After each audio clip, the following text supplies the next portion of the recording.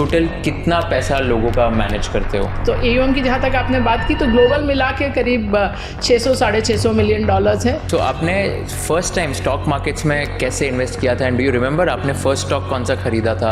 City bank was setting up a subsidiary in India and those days they could not set up a 100% subsidiary. तो जो भी था कि मतलब अगर वो they could take only 60%, so balance 40% they offer to employees. कुल मिला के कुछ 25,000 रुपए उसमें लगाए थे और वो सिटी कॉप सिक्योरिटीज होके उसमें 1 करोड़ में एग्जिट मिला। टेस्ला, एप्पल वगैरह में जिसको इन्वेस्ट करने का अपॉर्चुनिटी मिली उसने नहीं इन्वेस्ट किया तो वो तो बेवकूफ़ है। But that's not true because both these companies came close to bankruptcy multiple times. Apple तो 17 years after its IPO was at the exact same price. After 20 years after its IPO also it had not even given fixed income returns. And that is why anyone who tells you कि मेरे पास ये जादू की छड़ी है कि मैं बता सकती हूँ कि कौन सा मल्टी बैगर होगा, they are fooling you. And what about gold? What's your view? Especially like the gold has been like going very high in the last few months. तो गोल्ड लोग सोचते हैं कि सेफ हेवन है। तो 1980 में जो गोल्ड का प्राइस था $666 पहुंचा था 1980 में। उसके 19 साल बाद 1999 में guess what was the price? $1,000? $250. It was down 62% in 19 years. It crossed that 1980 high in 2007. From the next high, it fell 40%. So that is how volatile gold is. And इसमें आपने एक चैप्टर में भी लिखा है like PE multiple, you call it a much abused PE multiple. So exactly what is the thesis and how much factor do you give to the price earnings multiple before you invest in a company? See, price earnings multiple is a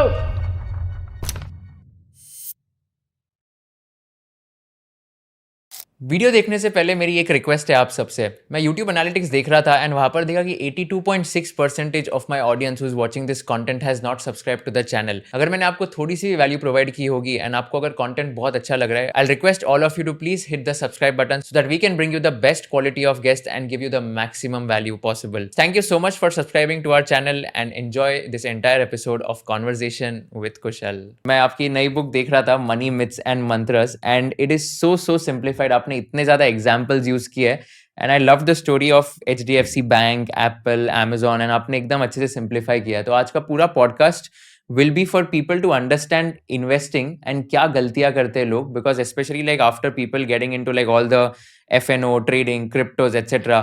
we need someone to like guide them कि कैसे investing करते हैं. So this is going to be all of that podcast. Right. So yeah I mean simple तो रखने की कोशिश की है। मुझे सोशल मीडिया में किसी ने भेजा कि मेरी 14 या 15 साल की बेटी पढ़ रही है, किसी और ने बोला कि 75-year-old mother is reading it. So all people with no background in finance. तो that I felt happy about because इसमें वही करना भी यही चाहा था कि जो चीज़ है वो सरल तरीके से लोगों की समझ में आए। Yeah, no, absolutely. And I think the objective has been met when I also read it. Like, I think I was very inclined to reading and it was very addictive also. मतलब एकदम ऐसे लग रहा था कि एक flow में पढ़ना चाहिए. So I think kudos to you for doing this amazing job. Thank you. और दूसरी चीज़ मैंने ये भी की कि I dictated the whole book. So it is the language भी conversational है। वो भी कई लोगों ने बोला कि लगता है कि आप बोल रही हैं। मैंने कहा बोल के ही किया है जिससे कि चीज़ और टीचिंग का थोड़ा मेरे जीन्स में मैं कहती हूँ because both my parents have been professors. So वो चीज़ बहुत स्ट्रांग रहता है कि एक तो सीखना और फिर सीखने के बाद किसी और को समझाना कि have you looked at it this way, ये देखा है क्या, ऐसे देखा है क्या। Right. And इसमें अभी like before we get into the books and understand like the retail investing side, आप आपके बारे में थोड़ा बता सकते हो like as of now at First Global, since you're the chairperson, founder and MD, so उसमें आप total कितना पैसा लोगों का manage करते हो? तो हमारे जब अगर बात हुई बाद में कुशल तो बताएंगे कि पहले शुरू से मैं एसेट मैनेजमेंट में नहीं हूँ। पहले हम दूसरे साइड पे थे जिसे सेल साइड कहते हैं कि ब्रोकिंग, इन्वेस्टमेंट बैंकिंग।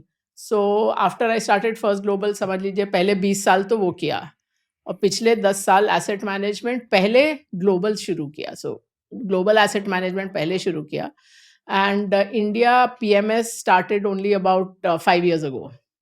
तो एक तरह से और लाइसेंस अपने पास उसके ऑलमोस्ट 20 साल से था।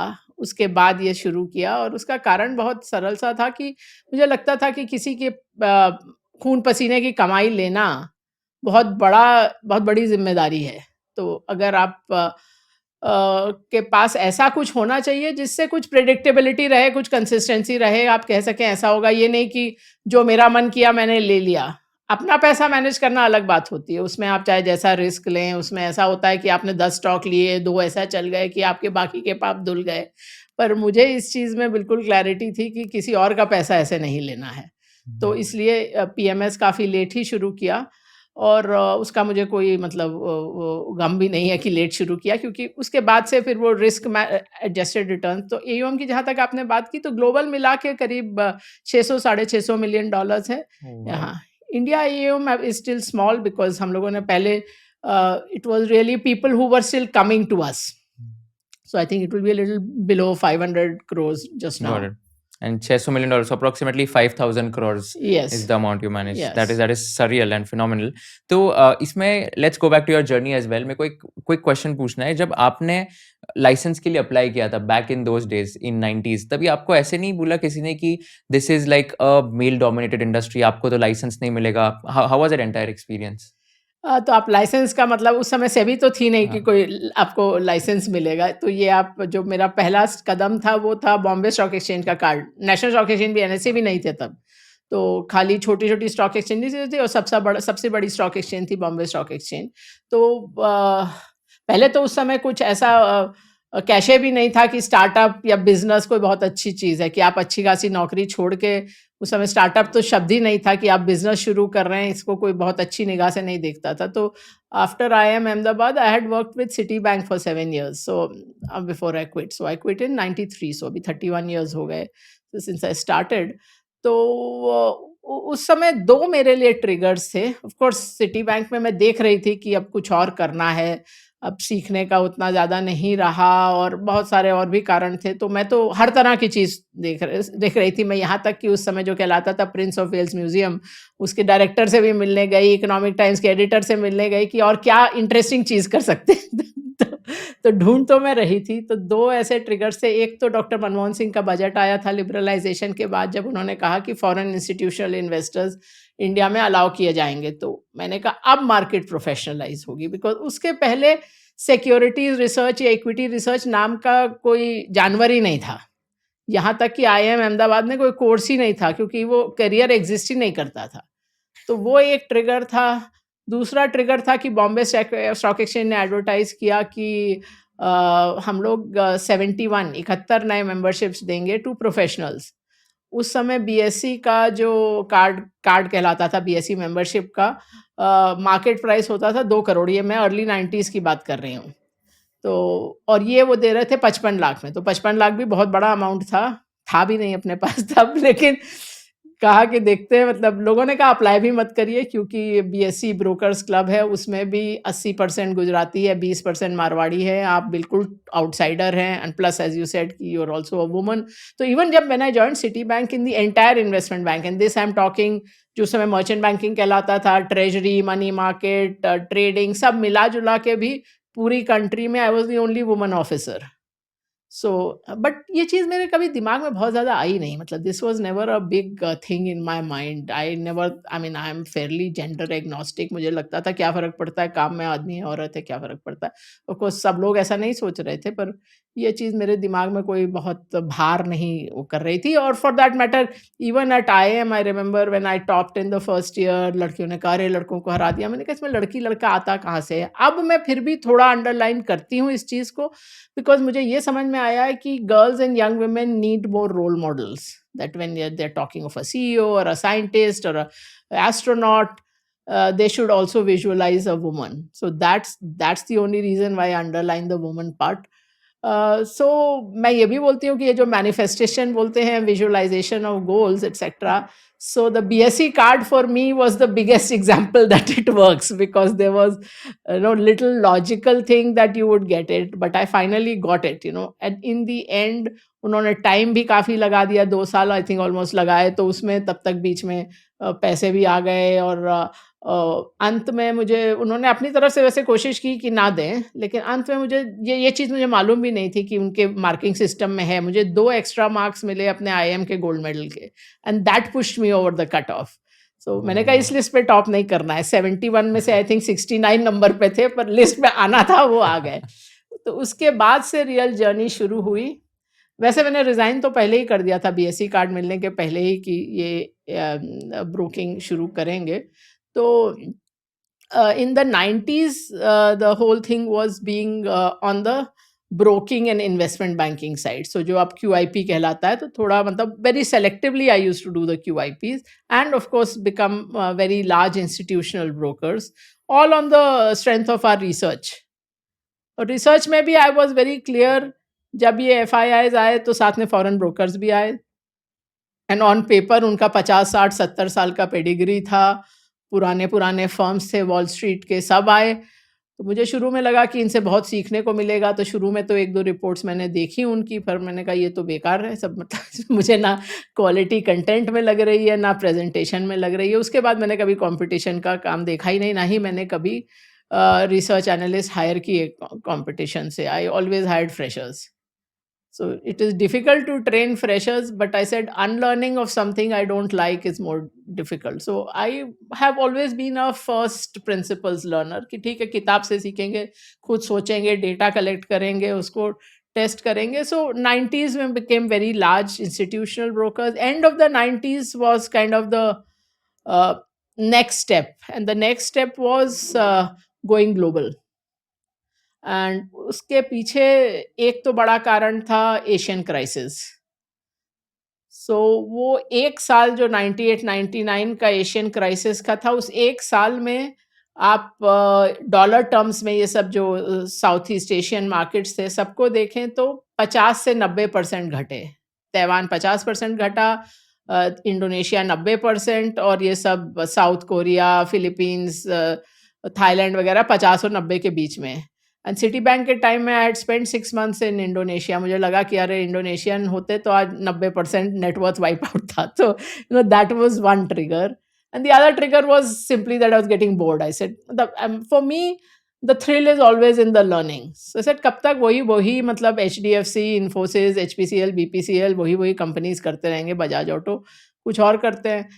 तो और उस समय तक ये सब जो एज आई सेड क्लाइंट्स तो थे ही FIIs, उसमें भी आपकी दोस्ती हो जाती है, not just with the India fund manager, उसके बॉस का बॉस, सब दोस्त हो जाते हैं। अभी भी मतलब कई लोग उस बिजनेस में है भी नहीं पर दोस्त हैं। तो उस समय जब सोचा ग्लोबल जाने का, तो उनसे पूछा कि क्या ख्याल है, तो उस समय तक किसी ने सोचा ही नहीं था ग्लोबल जाने का, और for that matter offshoring research ऐसा कुछ था ही नहीं।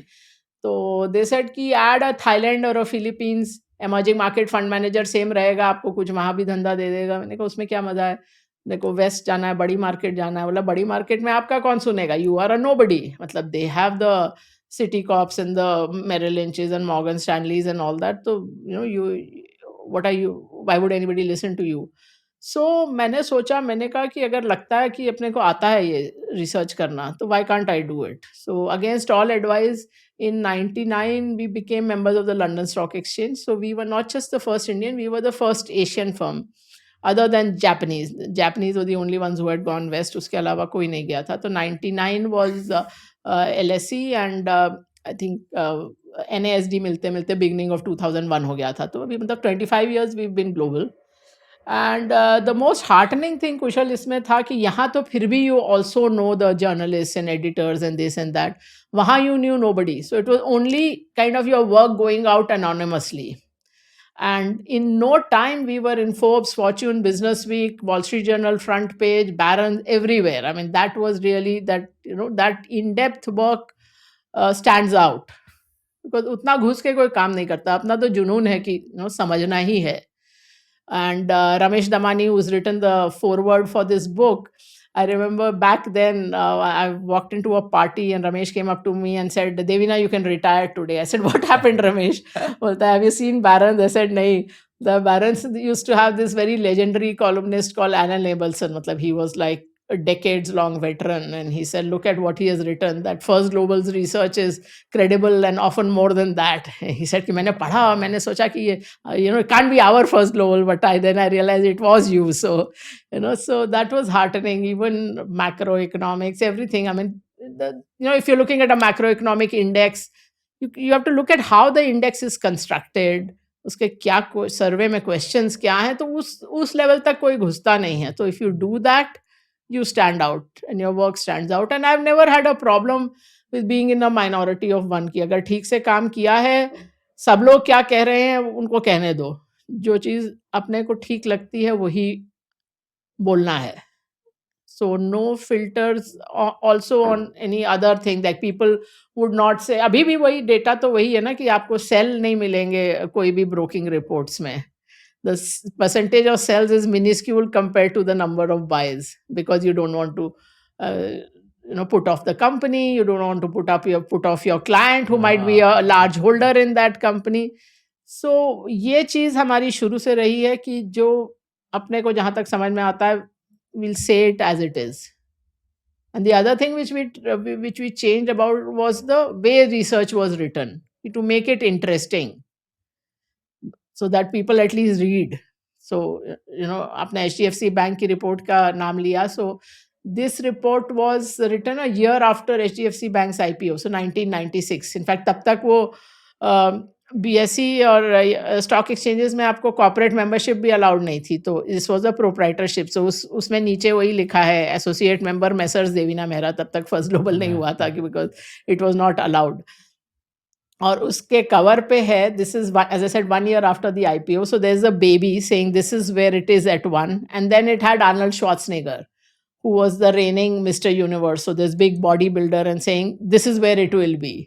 So अभी तक भी कोई HDFC बैंक में जिसने काम किया है वो मिलता है, तो everybody remembers that report, because so that was, उस समय टर्म clickbait नहीं exist करता था, but we used to tell our analysts कि सबसे पहले you have to get read. So I mean, work should be great, but there has to be something on the cover page that gets the fund manager to open the report, because most reports, and उस समय physical reports जाती थी ना, we used to see कि fund managers throw away most reports unopened. मतलब वो लिफाफा भी नहीं खोलते थे, and कईयों का लिफाफा खोला, कवर देखा, and like that. So you have to first get read.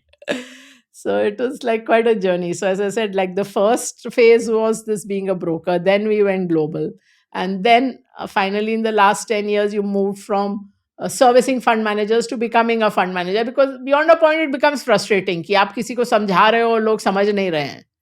जैसे वो 2008-9 में, I remember going around to all the mutual funds saying that this whole story of the first for telecom and then for these infrastructure companies, there's a bust coming, because that's like very clearly the return on equity on all these construction companies is just declining. But जब वो boom चल रहा होता है, कोई सुनता नहीं है बात, तो then you think, yeah, you want to be the one pulling the trigger, so move to the asset management side yourself. My first investment turned out so well, which I say is 100% luck and 0% skill, which was that Citibank was setting up a subsidiary in India, and those days they could not set up 100% subsidiary. तो जो भी था कि मतलब अगर वो they could take only 60%, so the balance 40% they offered to employees. And bought that, and then there was a rights issue also. I think कुल मिला के कुछ 25,000 रुपए उसमें लगाए थे, और वो सिटी कॉप सिक्योरिटीज होके उसमें 1 crore में एग्जिट मिला. तो that was like so as I said, 100% luck, 0% skill. So 25,000 rupees आपने इन्वेस्ट किया था, and you exited at 1 crore approximately. And in what time span? Not very long, maybe 5-7 years. I don't remember exactly. Wow. So And you call this as pure luck? Of course it is pure luck. इसमें तो, so you should be clear. See, investing, as in most things in life, even today, is a game of skill and luck. I mean, the only game of pure skill is chess. I can't think of anything else in life which doesn't have an element of luck. So what happens is कि आप किसी से पूछो कि आपका जो पिछले साल का या पिछले क्वार्टर का जो परफॉर्मेंस है, उसमें कितना स्किल है और कितना लक है, तो उसका आंसर एक ही चीज़ पे डिपेंड करता है कि आपने अभी अच्छा किया कि नहीं किया. अगर अच्छा किया तो आप बोलेंगे मैं तो ये जीनियस था या थी, मैंने तो ऐसे ऐसे स्टॉक निकाले, देखो क्या ब्रिलियंट परफॉर्मेंस रहा. You attributed to skill. अगर नहीं रहा अच्छा परफॉर्मेंस, तब तो 50 विलन हैं. वो कंपनी चोर थी, ऑपरेटर ने चला दिया, सेंट्रल बैंक ने ये कर दिया, सरकार ने वो कर दिया.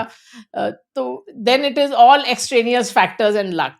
But in the good part also there is good luck. We all understand the risk or bad luck when something falls. But जब वो अच्छा चलता है उसमें लक होता है, ये चीज हम लोग भूल जाते हैं. ये this is a very hard wired bias. It's called attribution bias. You attribute successes to yourself and you attribute failures to outside factors. तो you should be clear. luck तो I mean, which is why एक चीज और भी है कि mistake is not always a bad outcome. कि आपने कहीं इन्वेस्ट किया और वहां पैसा डूब गया, या आपने कहीं इन्वेस्ट किया और वो स्टॉक बहुत चल गया. जरूरी नहीं है कि आपका डिसीजन ठीक था. ये चीज थोड़ा मुश्किल होती है समझना, अपने को भी समझने में बहुत टाइम लगा कि ये this is outcome is doesn't mean what was a mistake. For example आप अगर इंटरनेशनली लें तो आप बोलेंगे कि टेस्ला, एप्पल वगैरह में जिसको इन्वेस्ट करने का अपॉर्चुनिटी मिली उसने नहीं इन्वेस्ट किया तो वो तो बेवकूफ है. But that's not true because both these companies came close to bankruptcy multiple times. So the rational decision at a point in time may have been not to invest. Apple though 17 years after its IPO was at the exact same price. After 20 years after its IPO also it had not even given fixed deposit returns, the fixed income returns. उसके तो this is like a huge amount of luck in trajectories of companies also. And that is why anyone who tells you कि मेरे पास ये जादू की छड़ी है कि मैं बता सकती हूँ कि कौन सा मल्टी बैगर होगा, they are fooling you. अभी आज भी मुझे लोग बोलते हैं कि आप बताइए कि अभी आज का HDFC बैंक या अमेज़न क्या है? मेरा बच्चा हुआ है, मैं उसके लिए क्या खरीद के 25 साल भूल जाऊँ? मैंने कहा जो आपको ये बता रहा है ना कि उसके पास ये क्रिस्टल बॉल है, वो धोखा दे रहा है. बिकॉज़ दुनिया में आज तक एक इन्वेस्टर, एक फंड मैनेजर नहीं रहा जिसका आप 100% तो छोड़िए 50% स्टॉक्स भी मल्टी बैगर्स रहे हों. वो किसी को नहीं मालूम रहता है. आई मीन आप राकेश झुनझुनवाला को ले लीजिए. अब उससे जब मिलते थे वो अलग-अलग स्टॉक्स की बात करता था. अब उसको थोड़ी मालूम था कि मेरा सारा पैसा टाइटन, क्रिसिल और लुपिन में बनेगा. और दूसरी बात एक ये भी है कि आप सोच रहे हैं कि हाँ, टाइटन में उसने बहुत अच्छा स्टॉक निकाला और बहुत ही अच्छा उसका इस कारण उसका पैसा बना. नहीं, आप टाइटन की कहानी पढ़िए. अभी रिसेंटली मैंने टाइटन के CEO के पढ़ा था the Tanishq story. And for me, the big takeaway was कि how many times that jewelry business came close to being shut down. वो तो था कि Tatas are benign venture capitalist की आप जाके मैनेजमेंट कह रहा है कि 6 महीने और दे दो, 1 साल और दे दो, तो बोलेंगे हाँ ठीक है देख लो. But so many times that jewellery business went like this and so many times they made I think what were की strategic errors. So you don't know what will be the survivor of any of these. मतलब कोई 1996 में Aditya Puri also could not say कि ये HDFC bank की trajectory होगी और Amazon में जेफ बेजोस मतलब he might have wanted to become but I don't think he could have said कि मैं एक दिन वर्ल्ड का रिचेस्ट हो जाऊंगा. तो ये सब चीज़ें किसी को नहीं मालूम रहती है. ऐसी किसी के पास जादू की छड़ी नहीं है. इसीलिए मैं हमेशा बोलती हूँ कि आप अपने पोर्टफोलियो के लिए सबसे अच्छी चीज़ ये कर सकते हैं कि जिस समय निवेश कर रहे हो अपने को बोलेंगे हो सकता है मैं गलती कर रही हूँ. बिकॉज आप जितने भी चीज़ों में निवेश करेंगे उसमें कम से कम भी नहीं तो 25% तो एकदम ही डड निकलेंगे, जिससे आपको निकल जाना चाहिए जल्द से जल्द. अगर ये 2020 के कोविड देखने के बाद भी आपको ये समझ में नहीं आया कि जिंदगी में सब कुछ प्रिडिक्टेबल नहीं है, लक का भी बहुत बड़ा हाथ है, तो आपको कब समझ में आएगा. और एक तो है कि आप ठीक है 2020 के शुरू में आपको नहीं मालूम कि पैंडेमिक आएगा, लेकिन अगर मैंने आपको शुरू में कहा होता कि ये ऐसा कुछ होगा जिसमें 70 लाख से ज़्यादा लोग मर जाएंगे, जिसमें ये आपका एयरलाइन, होटल, रिटेल, ऑटोज ये सब बिजनेस ज़ीरो ही हो जाएंगे, बाकी बिजनेसेस में भी बहुत नेगेटिव इम्पैक्ट आएगा, तो कभी आप सोच सकते थे कि बुल रन आएगा. So that is the thing. अभी हाइंडसाइट में सब हम लोग को लगता है कि हाँ ये तो प्रेडिक्टेबल था, सेंट्रल बैंक्स ने लिक्विडिटी डाली, ये किया वो किया. ये सब कहानियां बाद में बनती हैं. वो एक किताब है everything is obvious once you know the answer. So आप हाइंडसाइट में उसकी कहानी अच्छी सी बना लोगे, but future is always unpredictable. और in hiring freshers that was also one thing because हमारा जो एजुकेशन सिस्टम है सब जगह ही, और हमारे यहाँ थोड़ा ज़्यादा ही, आप इंजीनियर MBA हो, आपको लगता है कि एक सवाल का एक ही जवाब होता है. तो ये समझना कि लाइफ प्रोबेबिलिटी है, लाइफ में आगे निश्चित नहीं है कि यही रास्ता रहेगा, ये बात समझना सबसे ज़रूरी होता है बाजार में.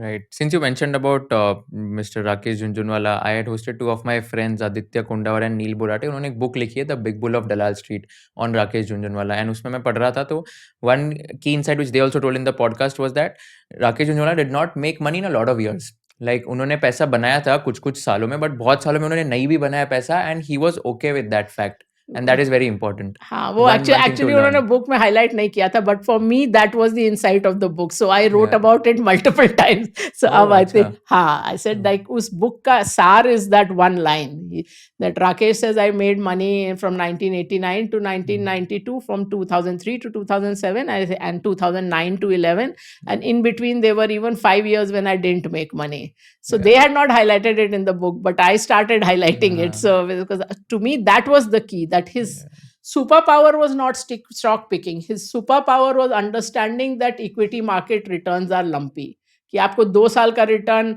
मतलब 5 साल का रिटर्न 2 साल में मिल जाएगा फिर कुछ नहीं मिलेगा और वाइस वर्सा आई मीन आप यही सोचो कि 1994 से 2003 तक सेंसेक्स का नेट रिटर्न वो zero and then 2003 to 2007 it went up 6 times that's how skewed markets can be so for me that book that was the only real insight in that book so Yeah.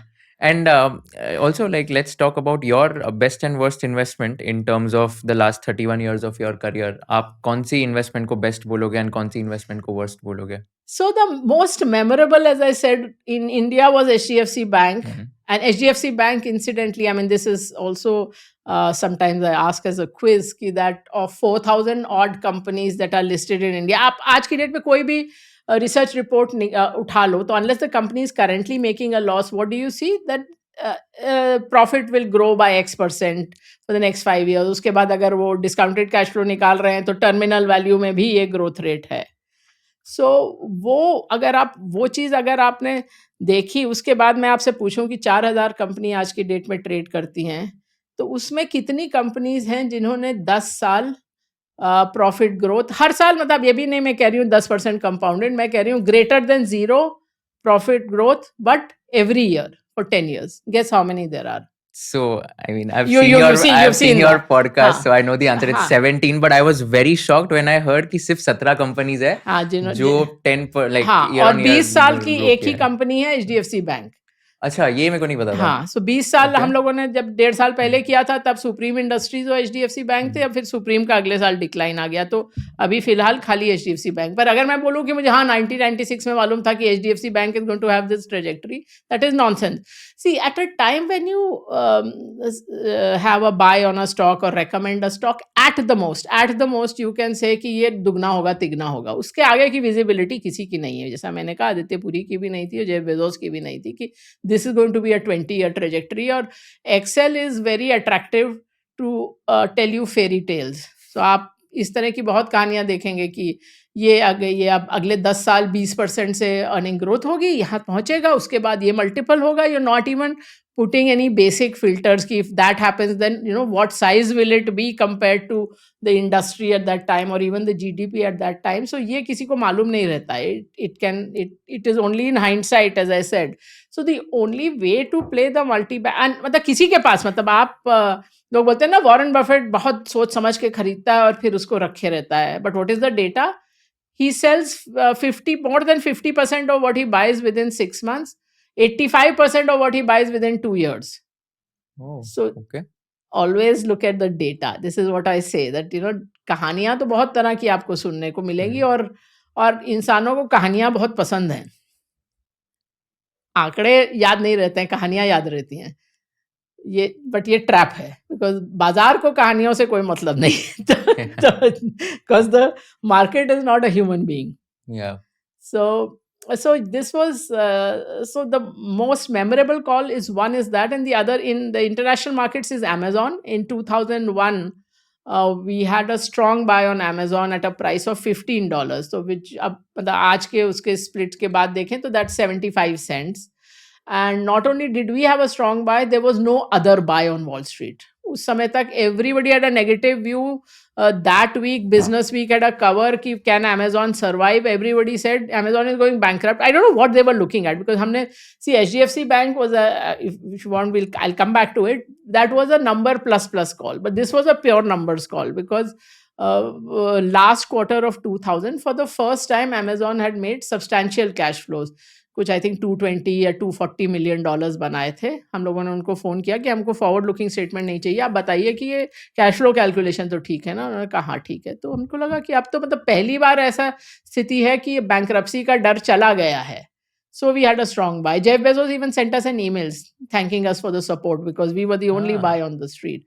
So that's had an amazing run. But as I said, this is in hindsight that these things stood out like that. आप उस समय नहीं कह सकते थे कि यही 2 stock हैं जो 20 साल ऐसा चलेंगे. मालूम होता तो फिर you know you would have put all your money in those 2 stocks. So वो and sometimes they say decision और outcome are different things. So one of the big money making things for me I think was a mistake because वो एक stock खरीदा, वो वहां से 90% गिर गया, फिर उसके बाद 40 गुना हो गया. So that was for entirely extraneous reasons. So if I look back at the decision making was not good because when it rose, it was for some other reason which I did not know at that point. So you must always be objective about that. कि पैसा बन गया तो इसका मतलब आप genius हैं, ऐसा नहीं है. And sometimes low probability outcomes come out either on the positive or negative side. So हो सकता है मतलब कोई चीज ऐसा out of the blue something happened. जैसे मतलब तनिष्क के केस में बीच में मतलब वो गोल्ड कंट्रोल लॉ चेंज हो गया तो that they went through a crisis because of that and maybe another company might have gone bust in that whole thing. But that's the whole point that you cannot foresee everything that happens. So आपने HDFC bank और Amazon, HDFC bank you said 96 में invest किया था, Amazon 2001 and Apple में भी आपने invest किया था, right? Back in those days. Apple was much later. Okay, which year was Apple? Apple I think would be in the somewhere 2007 के आसपास होगा मेरे ख्याल. Got it. So let's spend some time on HDFC Bank and Amazon. So बताओगे like कैसे thesis आपने? As far as HDFC Bank is concerned, एक तो वो सब था ही कि उस समय तक बेसिकली खाली पब्लिक सेक्टर बैंक्स थे. So that there's a smart well run private bank coming तो कुछ शेयर उसको मिलेगी. Plus again, people don't remember HDFC Bank was not a retail bank to start with. It was mainly a wholesale corporate bank. And I have been a corporate banker, so I know this from the inside that it was very difficult to get into the consortium of the good companies. There, HDFC Bank had a special advantage because of the brand name of HDFC. So that opened a lot of doors for them. And also, as I say, because people tell me you say you're a nervous investor in banks, so how come you HDFC Bank? I said HDFC Bank was not a pure numbers call, it was a plus call because HDFC Bank was mostly staffed by ex-City bankers. So Aditya Puri downwards, they were all people known to me. So I was also making a bet on the people. Specifically, their risk head was my last boss in City. And I said, if he's in charge, I know he's conservative. So they're not going to, because in banking, that's the big, see, as an outsider, when people say that, why do you say that you're a nervous investor in banks? I said, that's the structure of banking, that you will always have more negative surprises than positive surprises. कि अगर आप मेरे customer हो, I am a bank and you are my customer, if you do very well तो मुझे कुछ extra नहीं मिलने वाला है, बल्कि आप नेगोशिएट करके % ब्याज दर कम ही कराओगे. और लेकिन अगर कुछ गड़बड़ हुई तो उसका हिट मेरे पे है. प्लस ये लेवरेज बिजनेस है कि आपने मतलब मोटा मोटा 10 रुपए डाले हैं और उस पर 9 का लेवरेज लिया हुआ है, तो अगर पूरे एसेट बुक में से 5% का हिट है तो आपके कैपिटल का तो आधा सफाया हो गया.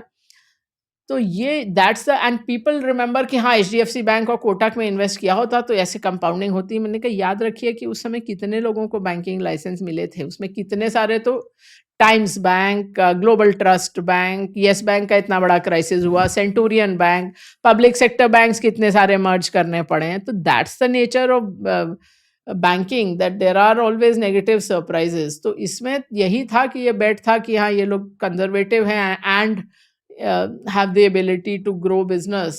So that was the bet. But I mean, not that you knew, as I said, कि उस समय की 20 साल का trajectory ये है. But at the moment, that was the bet.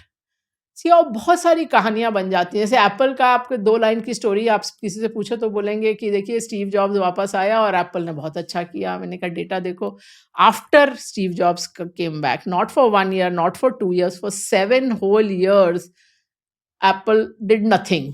मतलब 1 साल मार्जिनल प्रॉफिट आता था, 1 साल मार्जिनल लॉस आता था। टिल उनका वो जो म्यूज़िक वाला that what was it? IPod. IPod, हाँ, वो बड़ा हिट हुआ।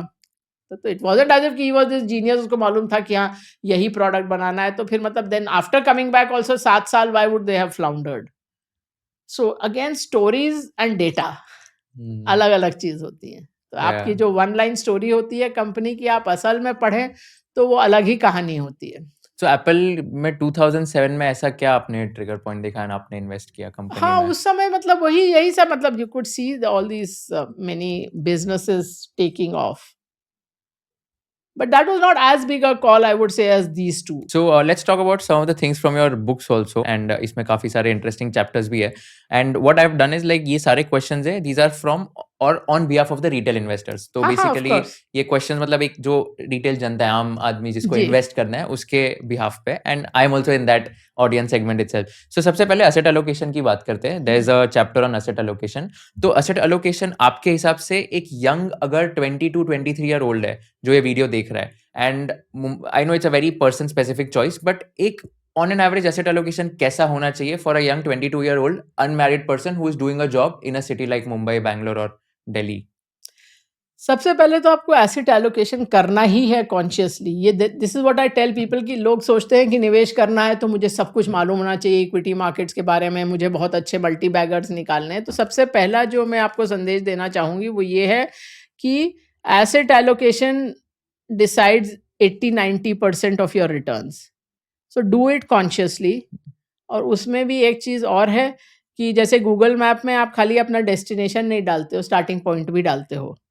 तो सबसे पहले तो आप देखो कि आप अभी कहाँ निवेशित हो। और एसेट एलोकेशन अगर ना आप बोल रहे हैं रिटेल इन्वेस्टर के हिसाब से, तो वो एक थोड़ा-सा लगता है कि बड़ा फैंसी सा फ्रेज़ है, बट एक बार पहले वो भी मैं समझा दूँ कि एसेट एलोकेशन का मतलब ये है कि आप देख रहे हो इक्विटी, इक्विटी मतलब जो आप डायरेक्टली स्टॉक मार्केट में डाल रहे हो या इक्विटी म्यूचुअल फंड में डाल रहे हो, वो सब इक्विटी में आया। फिक्स्ड इनकम में फिक्स्ड डिपॉज़िट से लेके जो आपका टैक्स सेविंग स्कीम्स हैं, फिक्स्ड इनकम म्यूचुअल फंड है, वो सब है। फिर गोल्ड, फिर रियल एस्टेट, चाहे आपने खरीदा हो, चाहे आपके माँ-बाप से आपको मिला हो कि ज़मीन है, फ्लैट है, घर है, जो भी।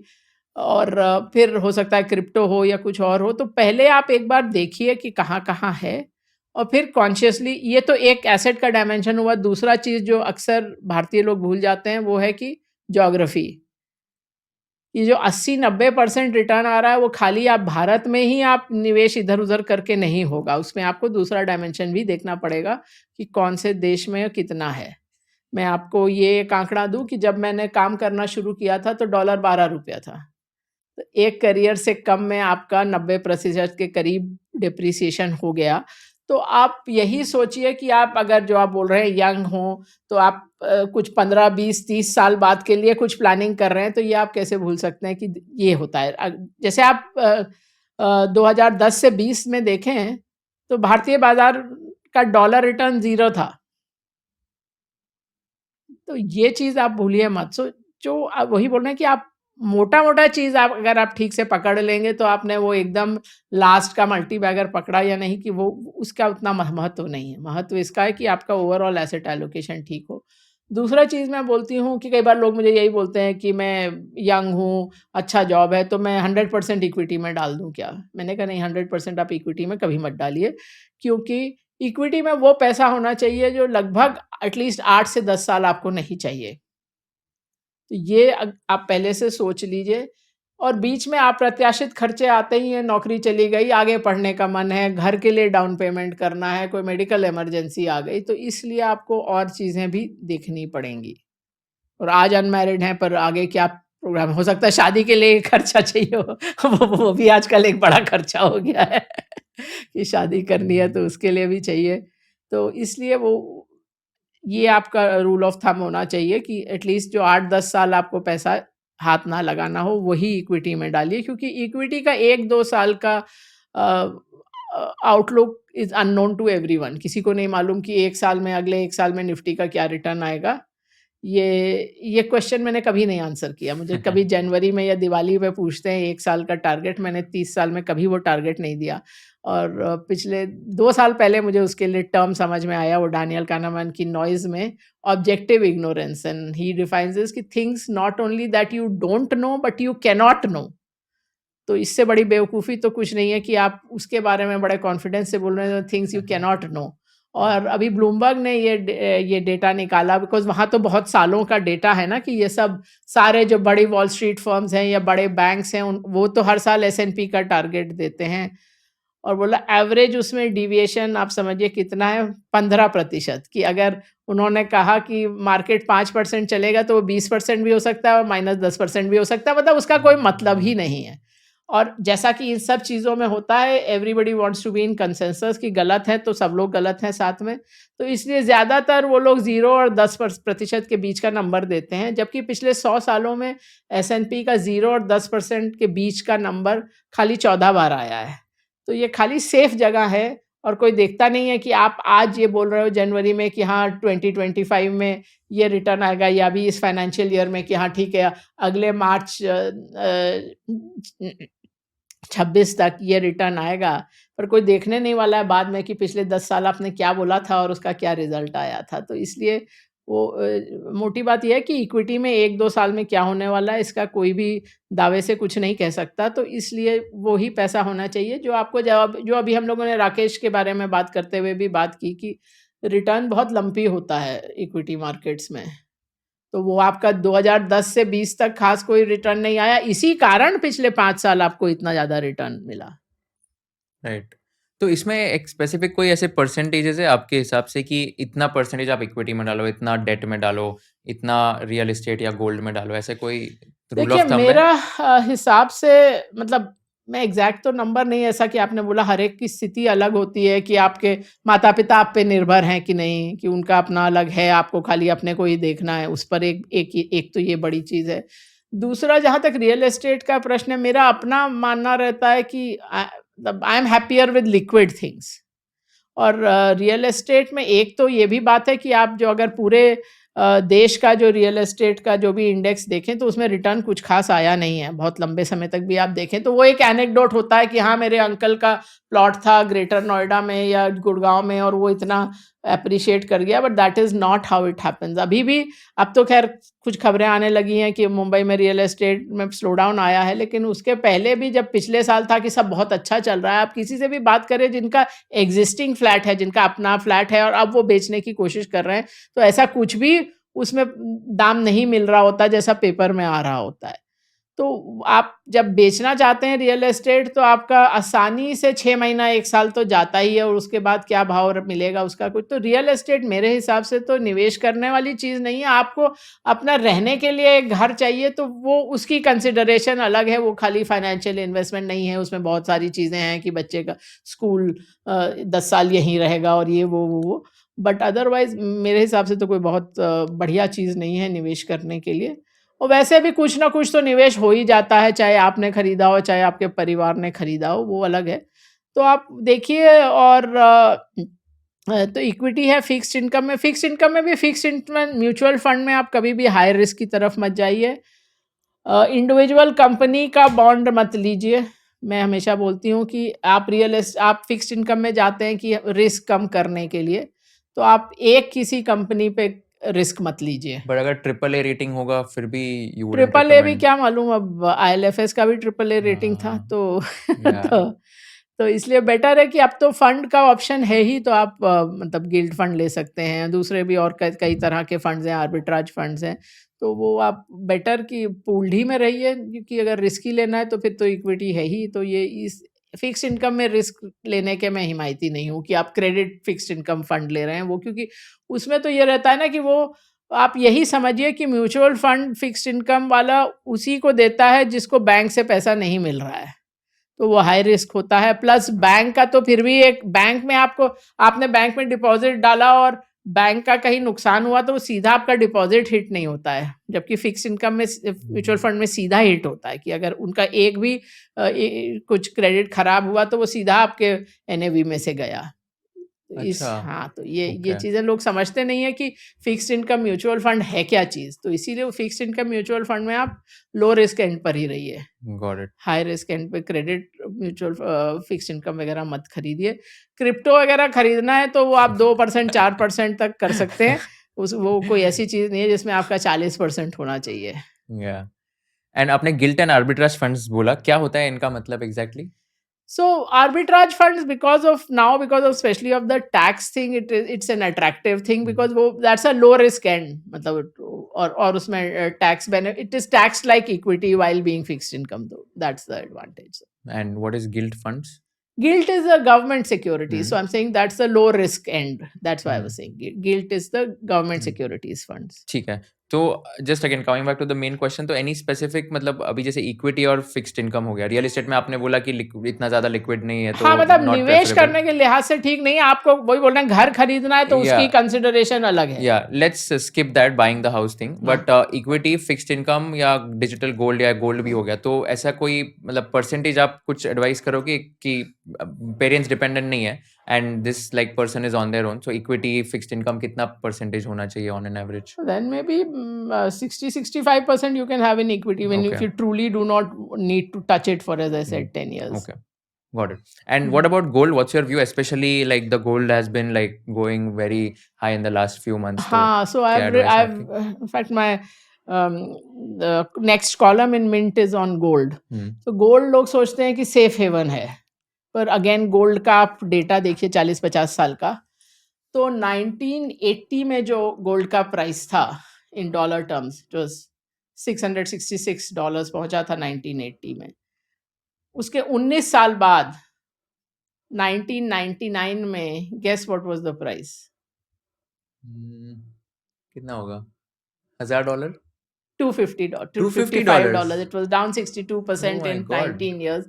It crossed that 1980 high in 2007. बीच में 60% 62% गिरा God. and then it crossed.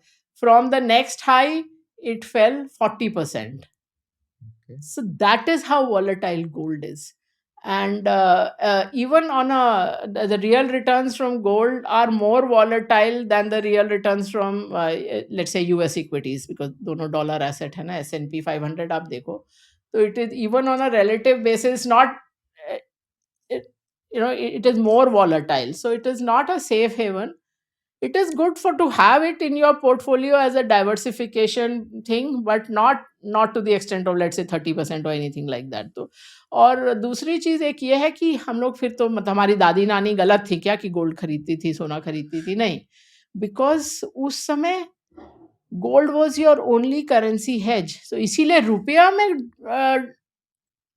जो सोने का प्राइस चार्ट है वो ठीक लगता है, बिकॉज इट्स एसेंशियली अ रूपी depreciation chart.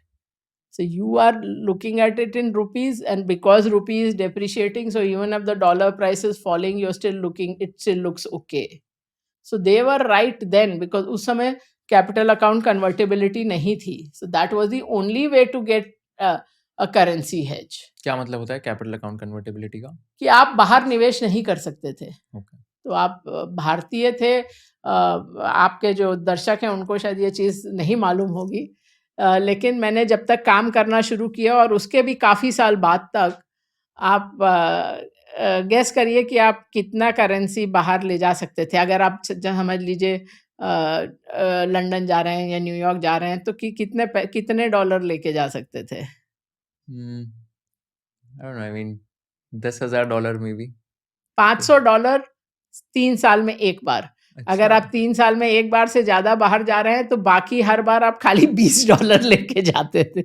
Only $20? That was the law. And you were not supposed to borrow from somewhere, anywhere. And it was a jailable offense. So essentially anyone traveling abroad was committing some crime or the other unknowingly. Because आप लेके भी $20 जा रहे हैं और आप वहाँ किसी से पैसा ले भी नहीं सकते हैं, तो how are you supposed to live. I mean the thing was कि जो भी आपको इनवाइट कर रहा है, ही or she or that entity has to pick up all your expenses. तो हम लोग उस तरह के माइंडसेट से ग्रो अप किए हैं जब बाहर निवेश करने का विकल्प ही नहीं था। तो इसलिए हम लोगों ने कभी सोचा ही नहीं बाहर निवेश करने का। पर अब वो बात नहीं है।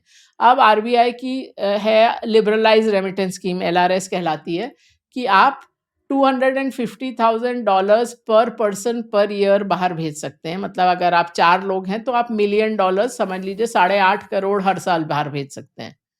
तो इतनी लिबरलाइज स्कीम है। और अब मतलब ट्रांसफर करने में भी 2 दिन लगते हैं किसी भी बैंक से। पर अभी भी हमारा जो माइंडसेट है वो नहीं चेंज हुआ। हम अभी भी सोचते हैं कि भारत में ही निवेश करें।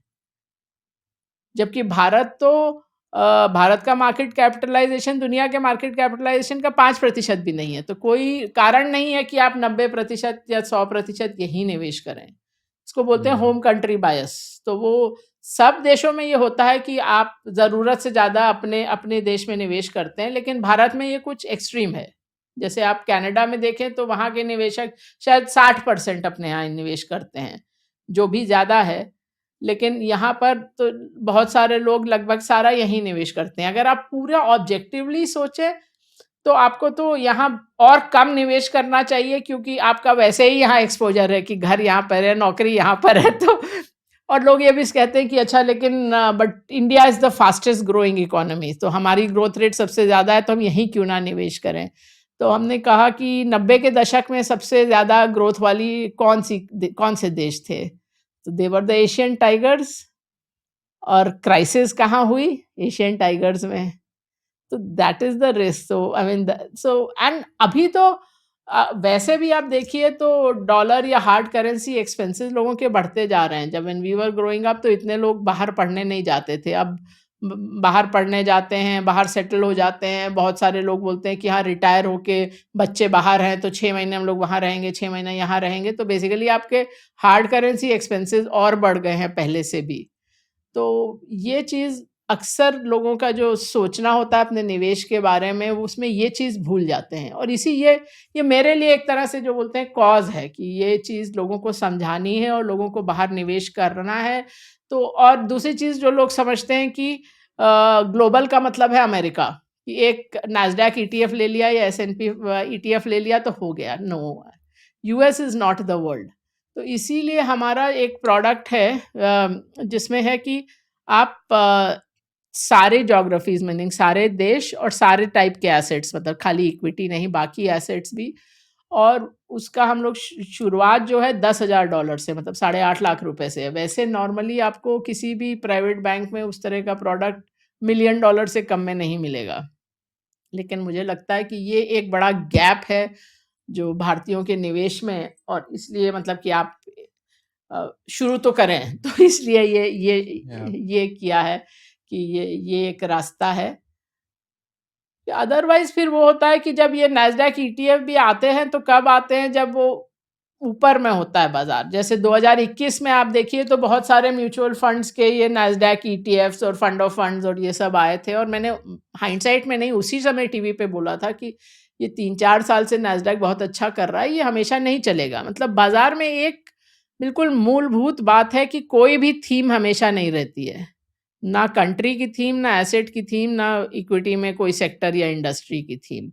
वो बदलती रहती हैं। तो वो जो 2021 का था नैस्डैक, उसके बाद 2022 में Nasdaq was the worst performing index almost in the world. मतलब जो 42 मेजर इंडेक्सेस हैं उसमें आई थिंक 40वें नंबर पे था। और कई लोग मेरे पास आए भी कि अब वो ये सब ईटीएफ 40% घट गए हैं, अब निकल जाएँ क्या?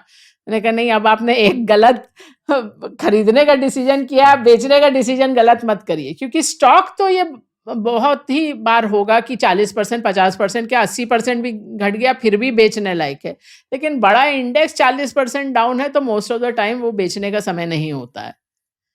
स्टॉक की बात अलग है, बिकॉज़ स्टॉक तो कई शून्य में विलीन हो जाते हैं, कभी वापस ही नहीं आते। नैस्डैक के साथ तो वो नहीं होने वाला था। तो ये इसीलिए कई बार मतलब थोड़ा तो डाइग्रेशन है। आपने ये पूछा नहीं है, लेकिन ये मैं कहना चाहूँगी कि कई बार लोग बोलते हैं कि कैसे पता करें कि कहाँ अति हो गई है, कहाँ फ्रॉथ ज़्यादा है? उसके लिए सबसे आसान थंब रूल है कि एनएफओज़ कहाँ आ रहे हैं। जिस थीम पे एनएफओज आ रहे हैं, चाहे वो डिफेंस हो, चाहे स्मॉल कैप हो, चाहे जैसे नैस्डैक का था, वो हमेशा उस थीम का पीक होने वाला होता है। मतलब ये आप अभी का मैं नहीं कह रही कि अभी ये 2 साल 4 साल में, आप 25 साल का भी डेटा ले लें, इट इज़ द सेम। आप पुराने भी देखिए, आईटी फंड्स कब आए, फार्मा फंड्स कब आए। मुझे किसी ने सोशल मीडिया पे बोला कि मैम आप थीमेटिक फंड्स के अगेंस्ट बोलती हैं। ये देखिए एक टेक्नोलॉजी फंड है, 2003 में ₹2 का भाव था, अब देखिए 20 साल में कितनी कंपाउंडिंग दी है। मैंने कहा बहुत अच्छे, 2003 में ₹2 का भाव था ना, देखो एनएफओ कब आया था। It was time to perfection. मतलब वो एनएफओ क्लोज हुआ और 1 हफ्ते बाद ग्लोबल टेक क्रैश। देखा 2.5 साल में वो 10 का 2 हुआ। वो तुम पार्ट भूल गए हो कि जिसने एनएफओ में डाला उसका तो 10 में 10 का 2 हुआ। उसके बाद अब तुम ₹2 से मुझे कंपाउंडिंग बता रहे हो। तो ये मतलब पैटर्न है कि सब जो थीमेटिक, क्योंकि उस समय वो बिकता है। तब तक जो फोमो की फीलिंग होती है ना, कि जो निवेशक है बोलेगा अरे मेरे दोस्त ने तो डिफेंस में इतना बना लिया, मैंने तो बनाया नहीं, अब आ रहा है तो मैं इस थीम में डाल दूं। That's the thinking. और उसके कारण एयूएम मिलता है, फीस मिलती है, पर निवेशक को रिटर्न नहीं मिलता है। Hmm. Yeah, I think when you said about the international investing thing, I agree with you.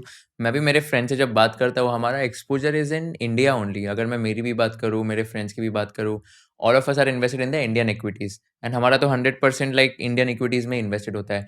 And आपने बताया कि like international exposure is like a very like good thing, and it's a must for it's a anyone like to have a must. Diversified exposure. मतलब वही जो बोलते हैं, don't put all your eggs in one या basket ना, वो या scars, हम लोग, I call it scars, single country, single currency, single asset risk. तो don't scar your portfolio with scars. या Yeah, actually, I mean, that's a very well thought kind of a जैसा कि statement. मैंने बताया ना कि ग्लोबल इसीलिए गए भी थे कि that this is the Mm, risk of being in a single market. अपने को mm. तो वही 25 साल पहले ही समझ में आया था कि ये this is the risk. So one has to diversify out of but that आपने रिस्क। जैसे बताया कि when we think global, US is the country that comes, but US is not the only country. तो आपके हिसाब से like अगर एक रिटेल इन्वेस्टर है, उसको इंटरनेशनल इन्वेस्ट करना है, तो कैसे अपॉर्चुनिटीज आइडेंटिफाई करे, एंड इंडिया में बैठ के कैसे देखे कि ओके कौन सी कंट्री में इन्वेस्ट करूँ, कहाँ पे इन्वेस्ट करूँ? इतना आसान नहीं है, इसीलिए हम लोगों ने ये प्रोडक्ट बनाया है, हम्म, बिकॉज़ ही और इसका इसी कारण बहुत सारे लोग जो इंडिया में ग्लोबल प्रोडक्ट ऑफ़र करते हैं, वो बहुत ही सिम्प्लिफाइड प्रोडक्ट, या तो ये नैस्डैक टाइप या ग्रेटर चाइना, और या फिर आपको जो 10 स्टॉक यूएस में मालूम है और या 3 स्टॉक चाइना में मालूम है, आप उन्हीं का बोल रहे हो, because these companies are complex companies. So हमने तो 99 से कवरेज शुरू किया है ना, तो हम्म, इसलिए अपने को समझ में आता है। And now we also put an artificial intelligence machine learning system, so now we can look at 20,000 plus securities internationally, but वो संभव नहीं है। मतलब रिटेल के लिए तो मैं क्या बोलूँ, even fund houses do not have the skill, yeah, इसीलिए they are selling what only thing they know. और एक चीज़ और भी है, जैसे जो आपको बोला कि US is not the world, मतलब उसका मैं आपको हिस्टोरिकली भी बता दूँ, तो जैसे 2003 से 2007 का पीरियड था। अब it wasn't even as if कि US was coming off a high, because वो 2000 के बाद का जो टेक क्रैश था, उसके बाद it was still in the doldrums. मतलब वो जो 2000 का नैस्डैक का हाई था, वो क्रॉस करते-करते 15 साल लग गए। 2015 में जाके डिसाइसिवली या नैस्डैक ने वो हाई क्रॉस किया आफ्टर 15 लॉन्ग ईयर्स। सो उस समय even though it was already somewhere in the bottom and, still in those 4.5 5 years, the total return from US markets was only 66%, while emerging market index went up 3.5 4 times। मैंने India का बोला 6 गुना हो गया, Brazil I think 10 times। So at that time see again stories follow. So जब ये सब चल रहा था, तो तब हुआ कि अरे US is over as a country, now it is the century of India and China. तब वो ब्रिक्स का एक्रोनिम भी तभी आया। फिर उसके बाद यूएस आउट परफॉर्म करना शुरू कर गया, तो वो कहानियां भूल गए लोग। तो so the it is like the world is like a giant wheel. If you look at countries, if you look at asset classes, तो वो कुछ ऊपर जाता है, कुछ नीचे जाता है, ऐसे ही चलता है। मतलब कभी कभी होता है, जैसे 2022 में हुआ, जब सभी लगभग सभी कुछ नीचे गया, but that's an outlier year. Most times you get opportunities somewhere और the other. yeah, got it. And since you've analyzed so many companies across the world, तो आपके हिसाब से like in your analysis and study ऐसे कौन से underrated countries है जहाँ पर अपॉर्चुनिटीज ज़्यादा है in terms of investments? See that keeps changing, so that's why हम लोग हर quarter we rebalance both for India and globally, we rebalance and we rebalance from scratch, meaning कि आज हमारे पास कैश हो तो हम लोग कहाँ इन्वेस्टेड होंगे, because we do not believe in having high conviction कि मैं आपको बोलूँ कि अरे अगले 5 साल तो ये थीम चलने वाली है.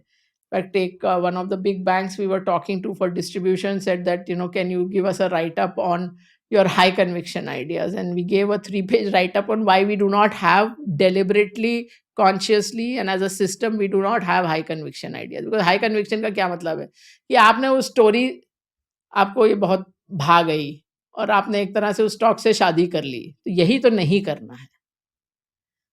तो आपको डेटा पर जाना है, जब तक डेटा अच्छा है तब तक ठीक है. अब जैसे Tata Elxsi once upon a time made us a lot of money, but when the system showed की हो गई उसकी कहानी, we got out and now it actually had earnings decline of late. So stories change. As I said only 17 companies 10 साल भी any profit growth दिखा रही हैं. तो फॉर मी टू से कि हाँ आई नो कि इस कंपनी का इतना ही अच्छा ट्रेजेक्टरी होगा, I don't know. I mean that's there is the company को नहीं मालूम होता कि 2 साल बाद क्या प्रॉफिट आएगा, एंड लोग अपना मतलब छाती ठोक के बोलते हैं कि हमको मालूम है इसका क्या होगा. तो वो कहानी, and the interesting thing about storytelling is that you tell a story enough times, you yourself start to believe it. So कई फंड मैनेजर्स तो उसमें भी मिसलीड हो जाते हैं कि कहानी सच्ची झूठी सुनाते सुनाते वो खुद भी उसको बिलीव करने लगते हैं. तो इसलिए even to evaluate your financial advisor or fund manager or whoever, everyone has very good stories on how they identify stocks. Ask them about when they sell, what is the risk management, and you'll find ki, there's far less in-depth thinking on that side for most people. But the real value add for an active strategy is risk management. Got it. कि Interesting. Market 30% घटी तो आप 30% ना घटो. That is what a active fund manager should. Yeah. Very interesting.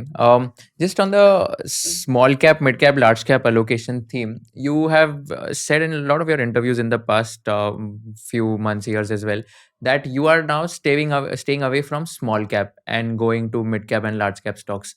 तो क्या ऐसा reason है कि आप स्मॉल कैप को अवॉइड कर रहे हो? एंड एक यंग रिटेल इन्वेस्टर का क्या माइंडसेट होना चाहिए कि कौन से स्टॉक, मतलब कौन से large cap, small cap, mid cap, क्या अलोकेशन होना चाहिए? सी एक तो ये बात है कि अब जो सेबी का डेफिनेशन है large cap, mid cap, small cap, वो now they do not have market cap bands. अब उनका है वो top 100, next 250 like that. So actually अब वो जो क्लासिफाई करते हैं mid cap, those are fairly large cap and a large part of the small cap also. अब तो खैर भाव घट गए, but at one point I had seen कि स्मॉल कैप का cut off was some 32,000 crore market cap, which is actually quite high. So our focus on this is only again from the risk management side, because investing is a loser's game. We can discuss that little later, which is that your first strategy has to be not to lose big money. So हम लोग जो अपना risk management के हिसाब से देखते हैं, उसमें हम लोग कहते हैं कि we don't look at stocks below 1,000 crore market cap, and between 1 and 5,000 is where we monitor carefully. Because वो सब स्टॉक्स ऐसे होते हैं कि जब चल रहा है तब तो वॉल्यूम भी है, घटने लगेगा तो वॉल्यूम भी गायब हो जाएगा, there would be no exit. So that's why you need to be careful. So for example हम लोग का नॉर्मली दैट बिलो 1 to 5,000 वाला जो बैंड है, उसमें normally had about 13-14%. We've gone as high as 22%, but last 1 year we were in the 6-7% range. We knew it would hurt relative performance कि लोग वहाँ overweight जा रहे हैं, और अपने को भी नजर आ रहा था कि momentum है, but do you want to take that risk of that riding that momentum? So we always are manage things conservatively. So last year कई बार लोग मुझे आके भी कहते थे कि we want to take high risk and get high returns. Why are you not offering that strategy? And I said कि high risk से एक ही चीज certain है, high risk of losses. High return कोई नहीं लिख के दे रहा है कि आपको मिल जाएगा. तो वो, और एक चीज जो मैं आपके जो दर्शकों को बताना चाहूंगी, क्योंकि बहुत सारे लोग नए भी हैं जिन्होंने कोविड के बाद ही एक ही तरह की मार्केट देखी है, तो कि उसमें बहुत सारे जो स्मॉल कैप स्टॉक्स में 2-3 चीज़ याद रखने वाली है. एक तो कि जो एक तेजी में चलते हैं स्टॉक, उसके बाद गिरता है मार्केट, फिर जब दोबारा चलता है तो वही स्टॉक ज़रूरी नहीं कि चलेंगे. जो एक तेजी वाले स्टॉक होते हैं उसमें बहुत सारे शून्य में विलीन हो जाते हैं। जो हम लोग बोल रहे हैं कि आज की डेट में 4 सवा 4 हज़ार कंपनी ट्रेड होती हैं, आप टोटल लिस्टिंग्स आज तक की गिनिए तो वो तो उससे कई गुनी हैं। उसमें कई सारे कितने स्टॉक्स हैं जो अब ट्रेड ही नहीं होते हैं। मतलब 90 के दशक में कोई-कोई साल थे जब 1200-1300 तक भी लिस्टिंग हुई हैं और वो स्टॉक गायब हो गए। वैनिशिंग कंपनी स्कैम भी हुआ था, जो लोगों को याद नहीं है कि मतलब कितनी खासकर गुजरात की बहुत कंपनीज़ थी जिन्होंने मतलब लिस्टिंग करी और उसके बाद उनका कोई अता-पता नहीं रहा। कई बार ढूँढते-ढूँढते मैं भी गई हूँ उनके ऑफ़िसेज़ तो मतलब वो एक छोटे से कोई शॉपिंग सेंटर में एक कमरे में ताला लगा होगा और बाहर 3 कंपनी का बोर्ड लगा होगा। तो हुँ। वो तो तो ये सब लोगों ने देखा नहीं है। और आप अगर पूरा एग्रीगेट बेसिस पर भी देखें तो जो स्मॉल कैप इंडेक्स, मैं इंडेक्स पर भी बात करूं तो जो 2008 का हाई था स्मॉल कैप इंडेक्स का, it came down 80% from there, मतलब 78%, अगर मैं एग्जैक्ट आंकड़ा दूं 78%। और ये स्कूल का गणित मत भूलिए कि कोई चीज़ 80% गिरती है तो 5 गुना होती है तब आप ज़ीरो पे आते हैं। There was another mad bull run in around 17-18, उसके बाद फिर 2/3 गिरा, 2/3 गिरा। तो ये this is the nature of the beast and this I am talking at the index level. और लोग बोलते हैं नहीं मतलब इंडेक्स गिरा भी तो मेरे स्टॉक्स नहीं गिरेंगे, मैंने बहुत ध्यान से चुने हैं। तो जो 2008-9 में गिरे थे उसमें से कितने स्मॉल कैप स्टॉक्स नहीं गिरे थे? 1%। जो 16 वाह! जो 18-19 का गिरावट थी उसमें कितने नहीं गिरे थे? 8%, 8%। सो आप इतने जीनियस नहीं है कि आप खाली वही 8% और 1% में रहेंगे। तो the point, as I said, was that investing is a loser's game. So you have to play to not lose. आपको छक्का लगाने की हर बॉल पे चेष्टा नहीं करनी है। आपको इसमें आपका कंसंट्रेशन होना है कि आउट नहीं हो जाए। तो हुँ। Which means that don't take a crippling blow on your capital. और मतलब बड़ा लॉस नहीं करने के लिए आपको छोटे लॉस करने पड़ेंगे। तो रिस्क मैनेजमेंट में आप हमेशा ट्रेलिंग स्टॉप लॉस रखिए, लेकिन ये नहीं करिए कि ऐसा अगर आप जैसे, और परसेंटेजेस आर नॉट सिमेट्रिक। तो कोई चीज़ अगर आप 50% अगर गिरता है आपका पोर्टफोलियो तो उसको 100% ऊपर जाना पड़ेगा ज़ीरो होने के लिए। या एंड इसमें आप ये कैसे आइडेंटिफाई करते हो कि if you have to invest in a stock and आपको इवैल्यूएट करना है, सो अगेन क्वांटिटेटिव होगा एंड क्वालिटेटिव होगा।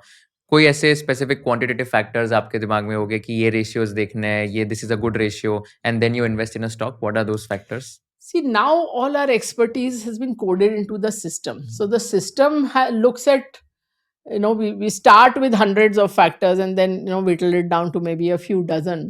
और उसमें भी हर फैक्टर का बहुत सारा नुआंस होता है। जैसे कि हम लोग ग्रोथ देखते हैं, राइट, अर्निंग का या सेल्स का। अब growth is first derivative, right. उसके आप उसका सेकंड डेरिवेटिव देख सकते हो विच इज वेलोसिटी का acceleration, and third derivative which is jerk. So we test all of that, and sometimes the signals come early because see, as a human being, even if you say I'm looking at 20 parameters, असली में मतलब I've done it physically, so आप 4-5 पर ही रह जाते हो. दूसरी चीज मैंने जैसे कहा कि कोई भी कंपनी हर फैक्टर में ग्रेट नहीं होगी, हर फैक्टर में बेकार नहीं होगी. तो वो भी कंबाइन कैसे किया जाए, वो भी एक आर्टिफिशियल इंटेलिजेंस मशीन लर्निंग का काम है. दूसरा, ये जो 1,000 करोड़ से ज़्यादा मार्केट कैप वाली लगभग 700-800 कंपनीज़ हैं, तो आप उनको, या इंटरनेशनली हम लोग 20,000 से ज़्यादा सिक्योरिटीज़ देखते हैं. तो आप जितनी भी बड़ी टीम ले लें, हर एक का देखने का ढंग अलग होगा. तो ये हम सिस्टम से ही ये चीज़ कर सकते हैं कि इतने सारी कंपनीज़ को देखें और इतने सारे फैक्टर्स को देखें. अगर आपको खुद से भी करना है, तो एक तो जो भी आप देख रहे हैं, जैसे एक तो मैं ये कहूँगी कि आप खाली लोग इनकम स्टेटमेंट या प्रॉफिट एंड लॉस अकाउंट ही ज़्यादा देखते हैं कि हाँ, ये हुआ प्रॉफिट का, ये हुआ मार्जिन का, ये हुआ अर्निंग्स का, ग्रोथ ये रहा. तो और कंपनीज़ को भी मालूम है कि आप वही देख रहे हैं. तो आप साथ में बैलेंस शीट देखिए, कैश फ्लोज़ देखिए, रेशियोज़ देखिए.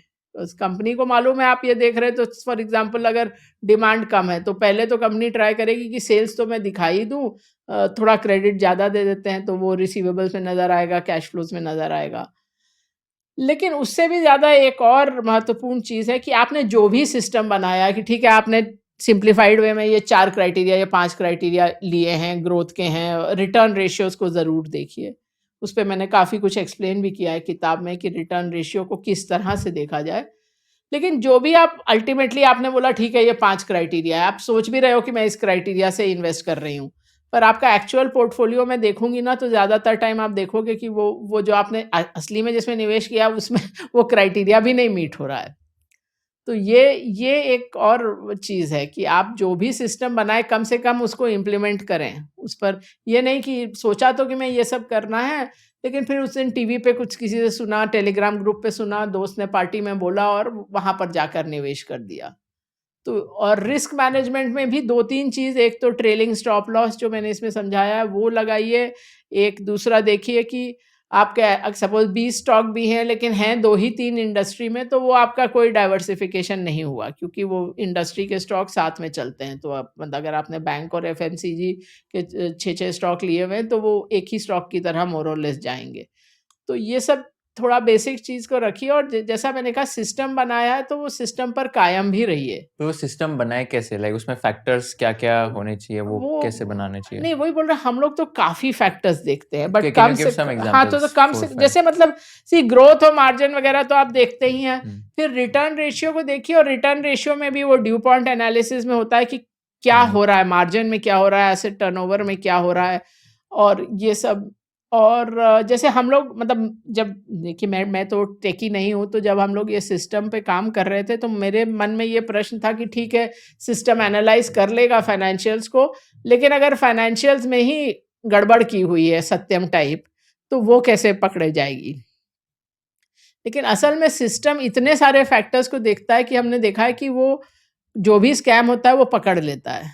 जब हम ओह लोग वाओ! हाँ, जब हम लोग यूएस में थे, शुरू में गए थे तो शुरू-शुरू में वहाँ पर 2 बड़े स्कैंडल हुए थे, याद हो तो एनरॉन और हुँ, वर्ल्डकॉम, तो वो दोनों हम लोगों ने पकड़ लिए थे। वर्ल्डकॉम में हम लोगों ने डिसकंटिन्यू किया था कवरेज कि we can not reconcile the cash flows and the capex, तो वहीं पे स्कैम था।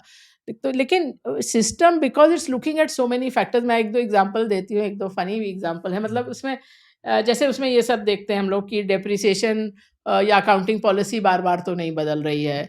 प्रॉफ़िट और कैश फ्लो में निरंतर तो नहीं गैप चल रहा है। और जो क्वार्टरली अर्निंग्स में ऐसा लग रहा है कि अर्निंग्स मतलब अर्निंग स्मूथनिंग की हुई है। वो सब चीज़ और एक फैक्टर जो अभी भी भारत में काम कर रहा है, यूएस में काम करना बंद कर दिया, वो है टोटल कॉम्पेंसेशन टू ऑडिटर्स कि अगर वो ज़्यादा बढ़ रहा है तो वो दैट्स अ रेड फ्लैग। तो हम लोग शॉर्ट तो कर नहीं रहे हैं, तो हम लोग के लिए तो हाँ, ये अवॉइड हो जाते हैं कि ये सब कारणों से अवॉइड हो गया। पर एक तो वही है कि आप प्रॉफ़िट एंड लॉस अकाउंट के बियॉन्ड जाइए। अर्निंग स्मूथनिंग का क्या मतलब होता है? अर्निंग स्मूथनिंग की आप ये एविडेंस है कि आप मतलब अर्निंग मैनेज कर रहे हैं दिखाने के लिए कि ऐसे मतलब एक स्मूथ वे में अर्निंग्स ग्रो विंडो कर रही ड्रेसिंग हैं। बोल रहे हो क्या आप? लाइक हाँ, टाइप ऑफ विंडो मतलब ड्रेसिंग? बेसिकली आप अर्निंग्स को एक इन्फ्लेट कर रहे हैं या मतलब ऐसे ही मतलब ये मैनेज कर जो रहे हैं? एक्सपेक्टेशन है उसके अनुसार ही चलें। हुँ, ये बहुत साल पहले मतलब ये मैं 20 एक साल पहले जनरल इलेक्ट्रिक जीई का हम लोग सोचते थे कि इतनी कॉम्प्लिकेटेड कंपनी है, इतने-इतने डिवीज़न है, इतनी कंट्रीज़ हैं, फिर इतनी प्रेडिक्टेबल अर्निंग हर साल कैसे हर क्वार्टर में हाँ, कैसे आती है? स्पेशली उनका फाइनेंस भी बहुत बड़ा उसमें था। वो बहुत साल बाद फिर खुला कि हाँ, जैक वेल्च जो उस समय इतना बड़ा मैनेजर माना जाता था कि वो कर रहा था ये सब। तो तो अच्छा। So basically earning smoothening as in like कि एक कंपनी है जो प्रेडिक्ट कर पाती है earnings for the next quarter and वो बेसिकली एकदम ऐसे सेम हाँ, मतलब इस वो पे रख रही हाँ, है। वो सो उसमें that is a red flag that's a according red to flag if it is too even, too हाँ, predictable. Okay, got it. And any other factors ये तो नहीं डेप्रिसिएशन हाँ, वगैरह? हाँ मैंने बोला ना कि आप ये सब देखिए पूरा और एक चीज़ और मैं कहती हूँ कि जितना भी आप पीछे जा सकें, जस्ट हुँ, लोग बोलते हैं ना पिछले साल ये हुआ या 2 साल से आप अगर कंपनी की हिस्ट्री है तो जितनी लंबी हिस्ट्री है आप पूरी हिस्ट्री देखें। तो उसमें आपको हुँ, नज़र भी आएगा कि जब फॉर एग्ज़ाम्पल कोई ऐसा सिक्लिकल बिज़नेस है जैसे स्टील है या सीमेंट है कि जब पिछली बार डाउनटर्न आया था तब कैसे मैनेज किया था, तब क्या हुँ, रिसीवेबल डेज़ में क्या हुआ था, पेएबल डेज़ में क्या हुआ था, रिटर्न्स में क्या हुआ था। तो ये सब ऐसे तो थोड़ा-सा मतलब आई डोंट नो कि ले इन्वेस्टर के लिए तो थोड़ा कॉम्प्लिकेटेड हो जाता है। तो बट बेसिकली खाली प्रॉफिट एंड लॉस अकाउंट से काम नहीं चलता, तो इसीलिए I mean take help of a professional, that's या what I say. So I always, ये भी मैंने, मेरा एक चैप्टर है कि should you be a do it DIY investor DIY, do it या योरसेल्फ इन्वेस्टर, कि आप अगर, और उसके लिए एक बड़ा सिंपल टेस्ट है कि आप अपने आप को भी एक फंड मैनेजर मानिए, तो आपके जो भी आप और फंड्स या पीएमएसएस या जिसको भी आप और कंसिडर कर रहे हैं, आप उनका परफॉर्मेंस देखिए और अपना परफॉर्मेंस देखिए। When if you are just a fund manager, तो आप इस फंड मैनेजर को कितना पैसा देंगे, 100% देंगे क्या? तो अगर आपको थोड़ा मजा करना है, पार्टी में बात करने लायक पता करना है, तो उसके लिए आप थोड़ा सा रखिए पैसे, 10-15% of your portfolio, but then don't do it all yourself. या बहुत सारे लोग पास्ट रिटर्न्स को भी एक फैक्टर रखते हैं when investing in a stock, कि यार पास्ट में इतना दिया है तो फ्यूचर में भी दे सकता है। एंड आपके बुक में एक चैप्टर भी है, is past return of a stock like factor of a future return. तो वो what do you have to say to these investors? You cannot see trajectories change. So not just a stock, I would say कि आप whenever you chase the asset that has done well of late, or the theme that has run well, or the strategy, जैसे value या growth, जो भी आप अगर आप rear view window से, मिरर से ही देखोगे कि हाँ इसने अच्छा किया, जैसे अभी आजकल सबको लगता है कि गोल्ड में और डाल दें क्या, कि अभी गोल्ड ने अच्छा किया, तो वो अगर आप ये कंसिस्टेंटली ये करोगे तो आप कंसिस्टेंटली अंडर परफॉर्म करोगे, मतलब दैट्स अ डेटा, अच्छा। कि आप जो प्रीवियस पीरियड में जिसने अच्छा किया है उसके पीछे भागोगे तो वो आपको रिटर्न नहीं देगा। तो अभी जब, और जैसे कई लोग अभी पूछ रहे थे जब मार्केट डाउन था कि निवेश बंद कर दें, एसआईपी बंद कर लें, पैसा निकाल लें, मैंने कहा जब ये प्रश्न आता है ना आपके दिमाग में, वही समय होता है जब निवेशित रहना चाहिए, to the extent of your equity allocation, Yeah. Just repeating that again. But जब लगता है कि बहुत आसान है पैसा बनाना, जो छुओ वही सोना बन जा रहा है, तो उस समय आपको थोड़ा-सा सतर्क रहना है। Can you give some examples of data points? जैसे पिछले साल 2024 everybody was gung ho, I mean let alone small investors, I had family offices coming to me and saying कि my I don't have unrealistic expectations, आप 30-35% compounding दे दीजिए बहुत है। मैंने कहा 30-35% compounding, you understand what you are saying, but that was the माहौल उस समय। तो वही था कि जो सब कुछ, मुझे मेरे एक आरएम ने भी आके बोला कि मुझे कोई डिस्ट्रीब्यूटर बोल रहा है कि आपकी मैम को सुनना तो बहुत अच्छा लगता है, पर वो तो मदर टेरेसा की तरह बात करती है, ऐसे थोड़ी चलेगा, तुम लोग स्मॉल कैप स्कीम लॉन्च करो। सो वो जब उस तरह का माहौल होता है ना कि सब कुछ अच्छा ही अच्छा करेगा, उस समय सतर्क रहिए। जब लगता है कि अरे, and this is again studies and not just studies in the US, in every country, मतलब पोर्चुगल में, ब्राजील में, यूएस में, कि when there is fear, anxiety, that is when we are asking this question कि invested रहें कि नहीं रहें, the next period returns are above average. When everybody is very optimistic, सब बढ़िया ही चल रहा है, the next period returns are below average. So sentiment is a contra indicator. तो sentiment आपको, जो आपके अंदर का इंसान बोल रहा है ना कि अब डर है, तो वो निवेश करने का समय है, और जब लगता है कि वाह मेरे से ज्यादा स्मार्ट तो कोई है नहीं, तब थोड़ा सा सतर्क रहने का समय होता है। तो So जैसे ये आंसर के हिसाब से गोल्ड में अभी इन्वेस्ट नहीं करना चाहिए। बहुत ही बिकॉज रैली हो गया है। हाँ, लगता तो मुझे ऐसा है, मतलब एटलीस्ट, Yeah. एंड स्पेशली कई लोगों का वेटेज भी बहुत हो गया है, so you come back to a normal asset allocation to Yeah. Gold. या 5 to 10% should be fine, right? हाँ, that should be fine. Yeah, 25-30 is too much. Hmm, I know people have with 25-30% weightage also. And हाँ, कभी-कभी लगता है कि although they've made money, but I mean that's just a too overexposure is what I feel. Yep. And इसमें आपने एक chapter में भी लिखा है like PE multiple, you call it a much abused job, PE multiple. So exactly what is the thesis and how much factor do you give to the price earnings multiple before you invest in a company? see, price earning multiple is a kind of resultant number, and this is one of my favorite interview questions also, कि क्यों एक ही industry में अलग अलग companies का अलग अलग होता है, कि किसी का 20 टाइम है, किसी का 30 टाइम है, किसी का 40 टाइम है, ऐसा होता क्यों है? तो उसके मतलब 3 ड्राइवर्स हैं। एक तो growth in earnings and cash flows, दूसरा इंक्रीमेंटल रिटर्न ऑन कैपिटल, और तीसरा cost of capital in the economy. So growth ज़्यादा होगा तो आपको पी ज़्यादा मिलेगा, आपका रिटर्न ऑन कैपिटल ज़्यादा होगा तो आपको मतलब ऑल पी ज़्यादा मिलेगा, कॉस्ट ऑफ कैपिटल बढ़ेगा तो पी ओवरऑल मार्केट का कम होगा। So that's a broad parameter. But you know it is not an exact calculation, but इसमें आप थोड़ा आपको सोचने पे मजबूर करता है कि what am I assuming? अगर मुझे लगता है कि इस कंपनी का को 80 टाइम पी मिलना चाहिए, तो वो उसके लिए क्या इस कंपनी को रिजल्ट दिखाना पड़ेगा for that to be justified. So it's really an exercise of that sort. So उसमें मतलब ऐसा कोई पी अगर कोई स्टॉक का बहुत ज़्यादा है तो विल यू से कि यार ये तो ओवर वैल्यूड कंपनी है versus someone which is trading at 10 15 versus industry average of 25 30. तो हाउ डू यू आपको इंटरप्रेट दैट? थोड़ा-सा घुसना पड़ेगा, वही बोल रहे हैं ना, खाली वो नहीं होता कि खाली पीई से आप देख सको, बिकॉज़ जैसे मैंने वो इवन ड्यूपॉन्ट का नाम लिया, तो कई लोग सोचते हैं कि अरे इस कंपनी का मार्जिन 15% है, उसके राइवल का 25% है, तो ये 15 से 25 का उसका ऑप्शन है कि वो बढ़ सकता है. But that might be a decision they have taken on the capital side. जैसे अगर टेस्ला है, अगर वो अपना सब बैकवर्ड इंटीग्रेट कर रहा है और बहुत सारे कंपोनेंट्स इन हाउस बना रहा है, तो उसका मार्जिन ज़्यादा होगा बट फिक्स्ड एसेट भी ज़्यादा होंगे. तो एसेट टर्नओवर जो बोलते हैं कि sales as a percentage of assets, वो कम होगा. या आपने अगर $100 लगाया तो उस पे आपका समझ लीजिए अगर रेवेन्यू 150 है, जो पूरा इंटीग्रेट नहीं किया है, उसने बाहर कंपोनेंट कुछ बना रहा है, तो उसका हो सकता है वो 100 के एसेट बेस पे 250 का वो सेल्स कर सकता है.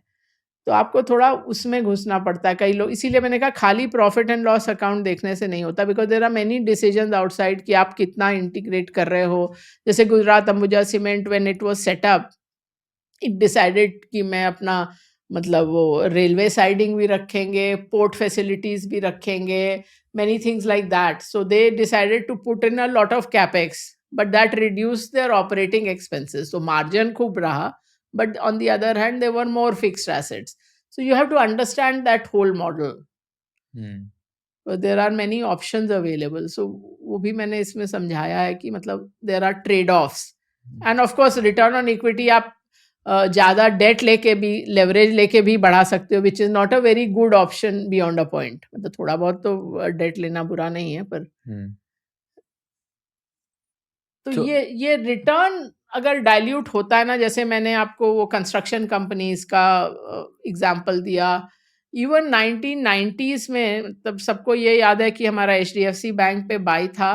But what people don't remember is that main HDFC पे the parent, we were the only firm with a negative view on that company when it was the most loved FII company in the country, number one. मतलब कि वो जिस दिन FII का limit बढ़ता था, because we started with saying कि FIIs can hold only 25% and 40% like that. So every time the limit would go up, that was one company where the limit would get used up the same day.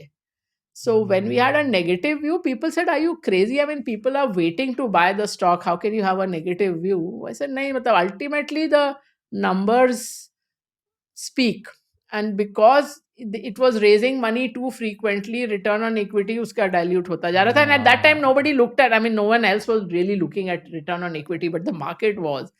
So, and true enough, 5 years the price remained the same. So it corrected through time." Rather than fall a lot, it was just around the same price for 5 years. And of course, this was smart management. They understood what was happening and they stopped diluting equity that frequently. But ultimately that, and the same thing with the construction company, उस समय भी this story also comes back every few years, that if India has to progress, the infrastructure has to improve and infrastructure companies have to do well. So that was the story even then. But I said, like, look at the return ratios, they're declining like this. It will not last. This boom will not last. Telecom, it was a different story. Telecom, you had the trajectory all across the world of what happens to telecom companies and how the P's reach a peak and then come down, simply because, see, telecom is not an infinite business. The number of subscribers is reasonably finite. मतलब दो phone भी कुछ लोग रख लेंगे, but still, I mean, it's not something which can keep growing. So it's a very modelable business. It was a very modelable business and you can see ki this has been the trajectory in every other emerging market. But when the boom is on, people don't listen. So, so Yeah. And in terms of IPOs and all, what's your thesis on the entire IPO market and especially after the SME IPO coming? तो बहुत सारे लोग SME IPO में पैसा डालते हैं because उनको listing के दिन ही लाइक 200% 300% गेन्स मिल जाते हैं. तो how do you think like someone can factor in और maybe think about the entire IPO story? Invest करना चाहिए, कैसे करना चाहिए? सी जब आईपीओ का बूम आता है तब most of the time invest करने का सेंस बनता नहीं है, क्योंकि होता ही है कि जो एक तो most people are not even investing in the IPO, they are not really thinking कि हाँ इस कंपनी का ये बिजनेस है, इस वैल्यूएशन पे ये अच्छा लगता है.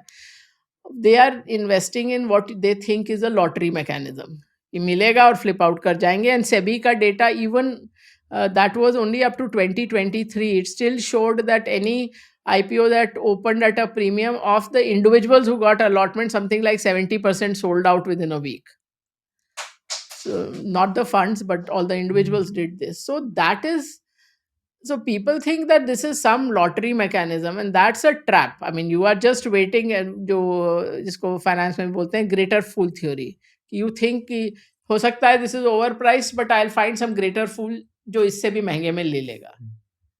तो वो जब रुकता है ना, that whole merry go round, then people are left holding the can.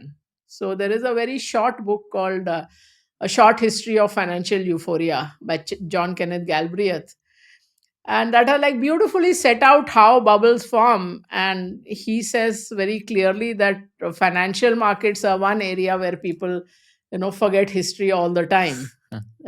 There's just no memory, and that's why the same patterns repeat.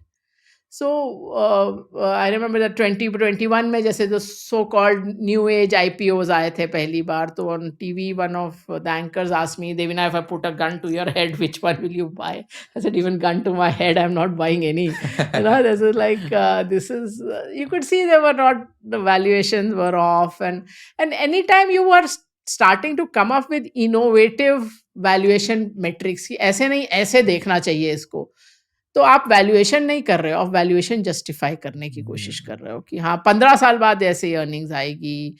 And तो वो, and many of these businesses have no real technology moats. No, it is the moat is how much money you spend to build a brand. So especially ये जो take वाले थे कि that and they were not really tech, they are consumer companies, या तो direct to D2C, direct to consumer, आप कुछ बेच रहे हो या प्लेटफॉर्म है. और इस सब में एक चीज़ और भी होती है कि many of these new businesses की, ये बात मुझे बहुत साल पहले समझ में आई थी कि मतलब अगर आपने प्रूव कर दिया एक बिजनेस मॉडल, तो और लोग भी आ जाएंगे. अल्टीमेटली वो कोई ना कोई वीसी फंडिंग उनको भी कर देगा वो, अगर आपने बोला कि. तो ये चीज़ मतलब बहुत साल पहले की बात है, 20 साल पहले की बात है. ये हिंदुस्तान यूनिलीवर वाज एंटरिंग आटा. सो हमको तो लगा कि आटा का बिजनेस अच्छा नहीं है. Anyway I had gone to spend 2 days with Amul, even though Amul listed company नहीं है, पर मैंने कहा एफएमसीजी का कुछ समझ में आएगा. सो उनसे हम लोग बोल रहे थे कि क्या लगता है ये आटा का बिजनेस. तो उन्होंने बोला देखिए हमको तो लगता है कि नहीं है पोटेंशियल, मतलब इट वोंट मेक मनी, मतलब बेच भी आप लोगे तो मार्जिन नहीं मिलेगा, लेकिन अगर लीवर ने प्रूव कर दिया अदरवाइज तो हम लोग भी इंट्रोड्यूस कर देंगे, क्या फ़र्क पड़ता है. मतलब तो if you prove the business model we can also start. अपना नेटवर्क है, ब्रांड है, वो तो सब है ही. तो this is the thing. So many businesses that's also कि मतलब आपने प्रूव कर दिया मॉडल तो next guy will also come. तो आपको, और आईपीओ में वही बोल रहे हैं, जिस टाइम बूम चल रहा होता है द प्रॉब्लम इज़ कि जो अगर अच्छा आईपीओ है, मतलब बिजनेस अच्छा है, वैल्यूएशन कंफर्टेबल है, तो आपको अलॉटमेंट नहीं मिलेगा. सो आईपीओ, और दूसरी एक चीज़ अगेन, जिन लोग जो नए हैं बाजार में उनको ये नहीं मालूम कि आईपीओ के लिए कितना मारामारी हो रही है, किसी आईपीओ के लिए कितना ज़्यादा डिमांड है, उसका बाद के परफॉर्मेंस से कोई लेना देना नहीं होता. तो एक तो बड़ा फेमस केस जो अक्सर आता है कि रिलायंस पावर की इतना ज़्यादा ओवर सब्सक्रिप्शन था, इतनी ज़्यादा डिमांड थी और वो कंपनी ज़ीरो पे गई. पर ज़ीरो पर नहीं भी गई, जैसे डीएलएफ अच्छा एग्जांपल है जीरो नहीं हुई कंपनी, बिजनेस चलता रहा, लेकिन वो आईपीओ का प्राइस दशकों तक वापस नहीं आया। पहले 1-2 महीने के बाद वो प्राइस आया ही नहीं वापस। और और भी इस तरह के आपको, और दूसरी तरफ पे हाँ, मतलब किसी ने एक इनफैक्ट नील ने ही एक बार अपने पॉडकास्ट में बोला था कि हो सकता है किसी के माँ-बाप को इन्फोसिस का अलॉटमेंट मिला हो, may be they were lucky enough for that. I had तो उसके बाद मैंने वही मैसेज किया कि मालूम है कि इन्फोसिस का आईपीओ अंडर सब्सक्राइब था। तो वो सब डिवॉल्व हुआ अंडरराइटर्स पे और अंडरराइटर्स के बाद में बहुत पैसे बने। तो वही बोल रही हूँ, दोनों साइड पे कि आईपीओ का डिमांड कितना है, उससे ये इसका आप नहीं कोई अंदाजा लगा सकते कि उस कंपनी का आगे क्या होगा। हम्म बट ये एसएमई आईपीओस के बारे में आपका क्या कहना है कि do you think it's a bubble because मतलब 200-300% लिस्टिंग गेन्स एंड इतने ज्यादा एसएमई आईपीओस हो रहे हैं. I see any company and their criteria is what कि उनको net profit operating profit should be more than 1 crore in the last 3 years. 2 साल out of the last 3 years should be more than 1 crore. Net worth should be more than 3 crores and turnover should be less than 25 crore. ऐसा कुछ less than 25 crore. Sorry, paid up share capital should be less than 25 crore. This is the criteria.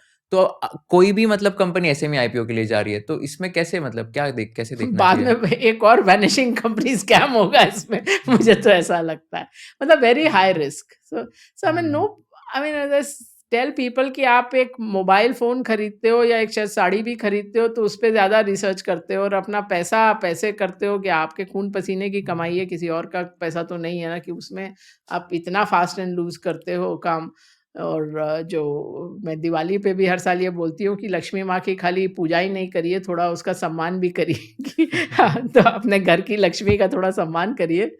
ऐसा नहीं कि बिना सोचे समझे जहाँ-तहाँ आप इस तरह से लगा दें और फिर जब ये बस्ट होता है तब बहुत रोना-धोना होता है कि ये विलन था, वो विलन था। लेकिन अल्टीमेटली वो गैलब्रेथ आल्सो राइट्स दिस कि मतलब ultimately the greedy person at the street level is also to be blamed, though they are never blamed. तो उसको कोई कुछ, but you know, why were you chasing these unrealistic uh, results and unrealistic gains? तो वो लालच की अति मत करिए। Yeah, I think that's a fair point. And next thing, like just talking about the theory where you mentioned that you should not just follow investors blindly, and आपने इस पे भी एक चैप्टर लिखा है.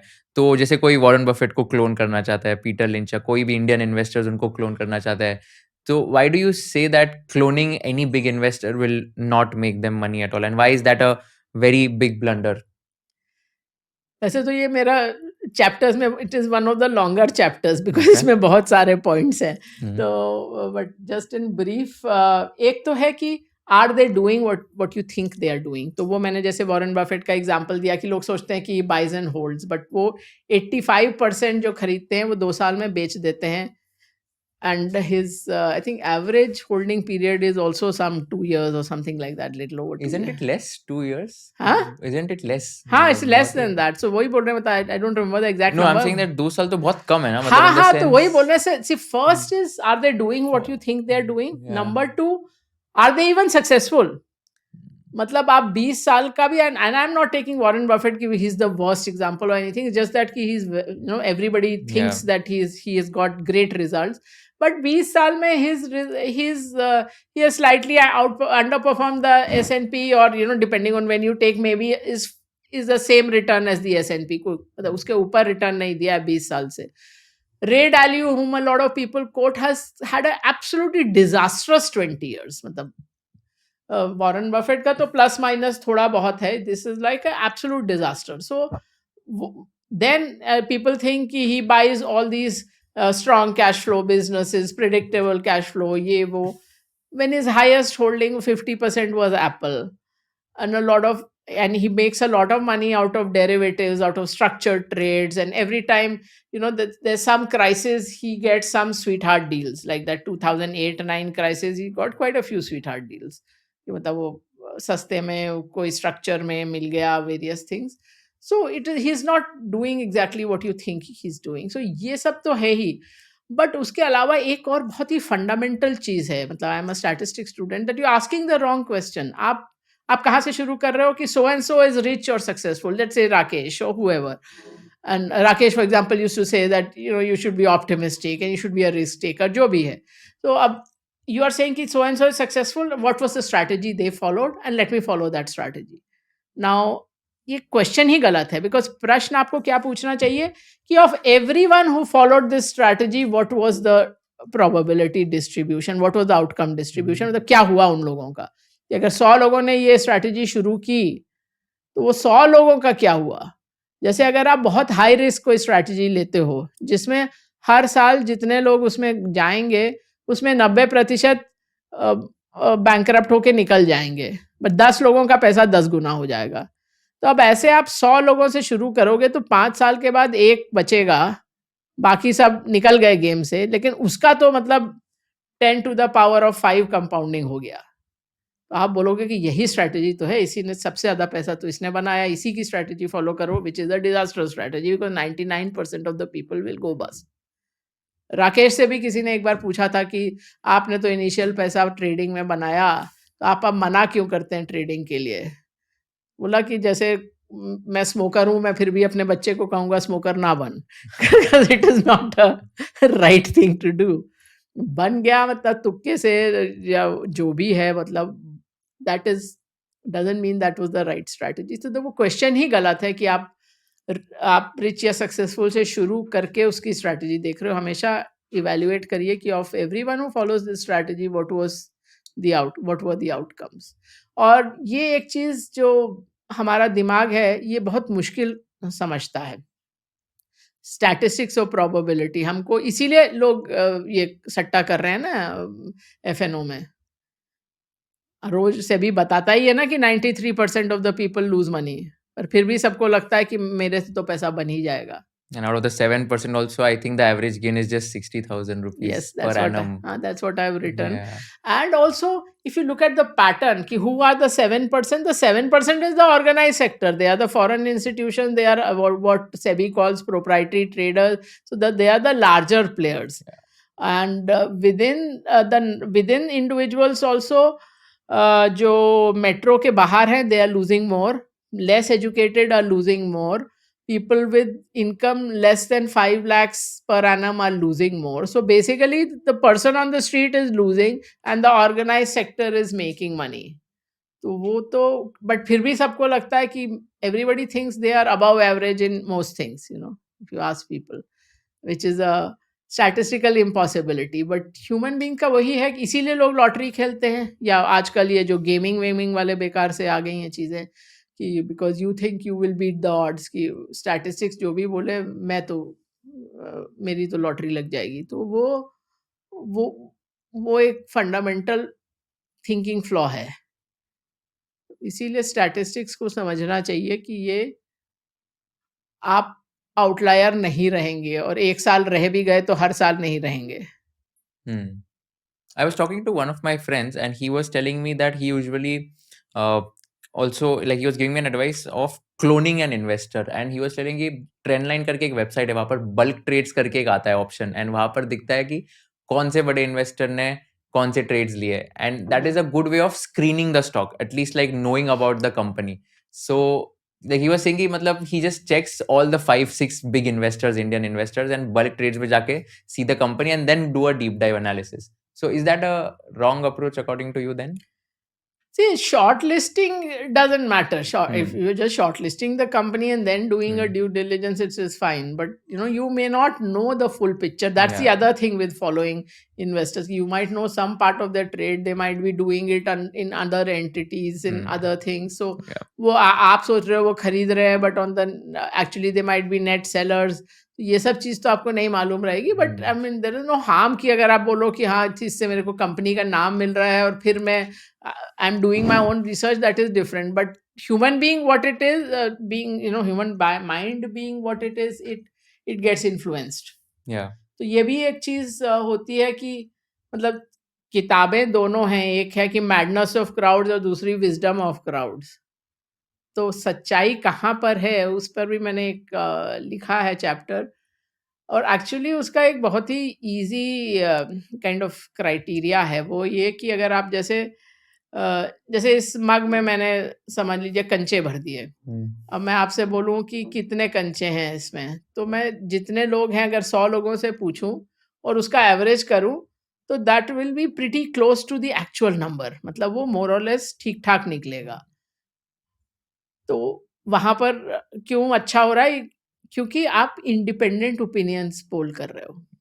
लेकिन अगर आप टेबल के आसपास 15 लोग बैठ के बात करोगे और बोलोगे उससे क्या, कैसा जो भी निर्णय हुआ, डिसीजन हुआ, वो अच्छा होगा या बुरा, तो मोस्टली वो बुरा होगा।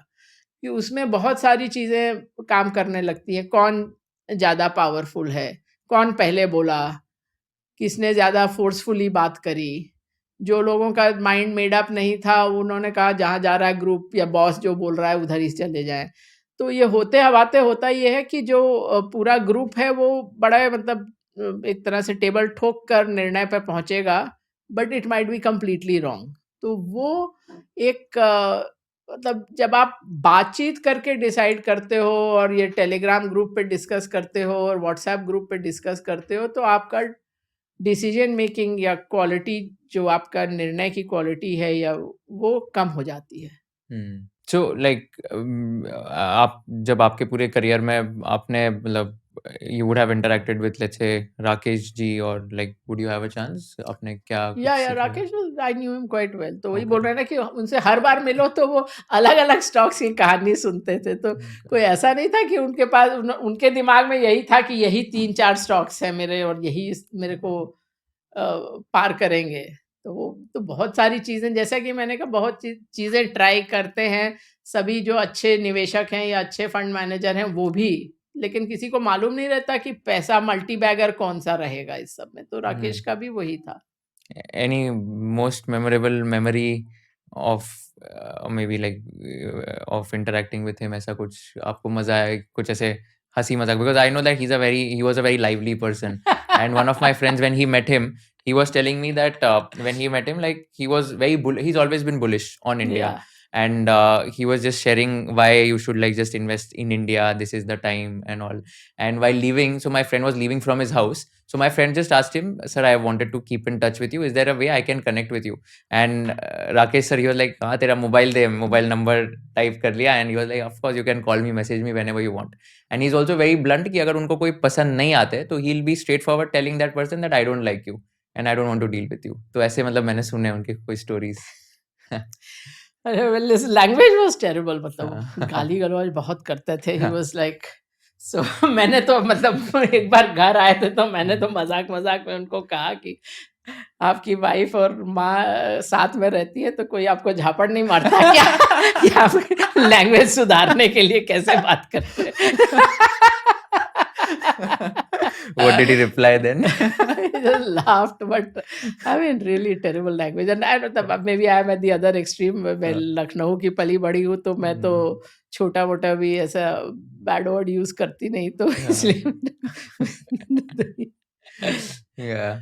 No, very interesting. So you don't have to tell the reason, but 9, 10, maybe like just 9, 10 favorite books of yours so far on any genre, any topic. So the books I think everybody should read. I mean, there is a book called Being Mortal by Atul Gawande. I mean, not that I'll say that it's the best book in terms of how attractive it is to read, but it is. These are questions all of us will face. Then there is Early Indians by Tony Joseph. Again, I think especially people in India should read the history of how humans came in here. And there's a book called The Body Keeps the Score, which is on how trauma is stored in your body. Otherwise, the books, I was just telling somebody, the books that I have reread the most would be James Herriot. I mean, that's like, there are, of course, feel good books, nice books. So, also, I've gifted them a lot of times. And always, I mean, every year I do a book roundup. So, every year it is difficult for me to come to whittle down the list to just 10, 15 books, because every time I mean, like in this year so far, I would say the best book I have read is this book called Rue by Manav Kaul. So I read a fair bit in Hindi also. So that every year there are enough books like Amitav Ghosh. I like his fiction. I loved his non-fiction, which was Smoke and Ashes, which of course is also in a sense business book, it is about the history of opium. And opium is one thing which where you have not, it is like been such a massive part of the history which is never talked about.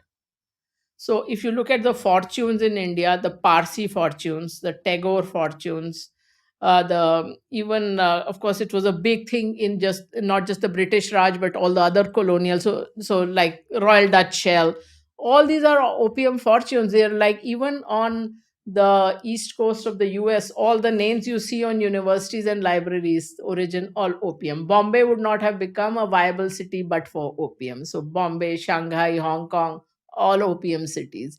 It's like a mind-boggling book. Hmm. So Very interesting. Very, I think you have a lot of interest in a lot of different topics, is what I can sense. Like all these being mortal early Indians, right from the history to, let's say, it's smoke and ashes and all. It's quite diversified. yeah, it's quite diverse. Yeah, awesome. Last question, which I asked to all my guests. It's a tricky one. If you were in the shoes of Kushal and if you were interviewing Miss Devina Mehra, what is one question you would like to ask her towards the end of the interview? Now, this I have not thought about, so I'll have to think about. Yeah, it's a tricky one. A lot of people take at least a couple of minutes. Because I mean we've already talked for more than 2 hours. Yeah. So maybe on some life lessons. Okay. Okay, ma'am. So, what are some life lessons Actually, I have a pretty long Twitter thread, which Oh. is about 70 of them. Oh my But God. yeah, but in general, I would like to say that take time to spend time with your family and friends. So that, Hmm. and be there for them. So sometimes you can't even do anything for them, but be there for them.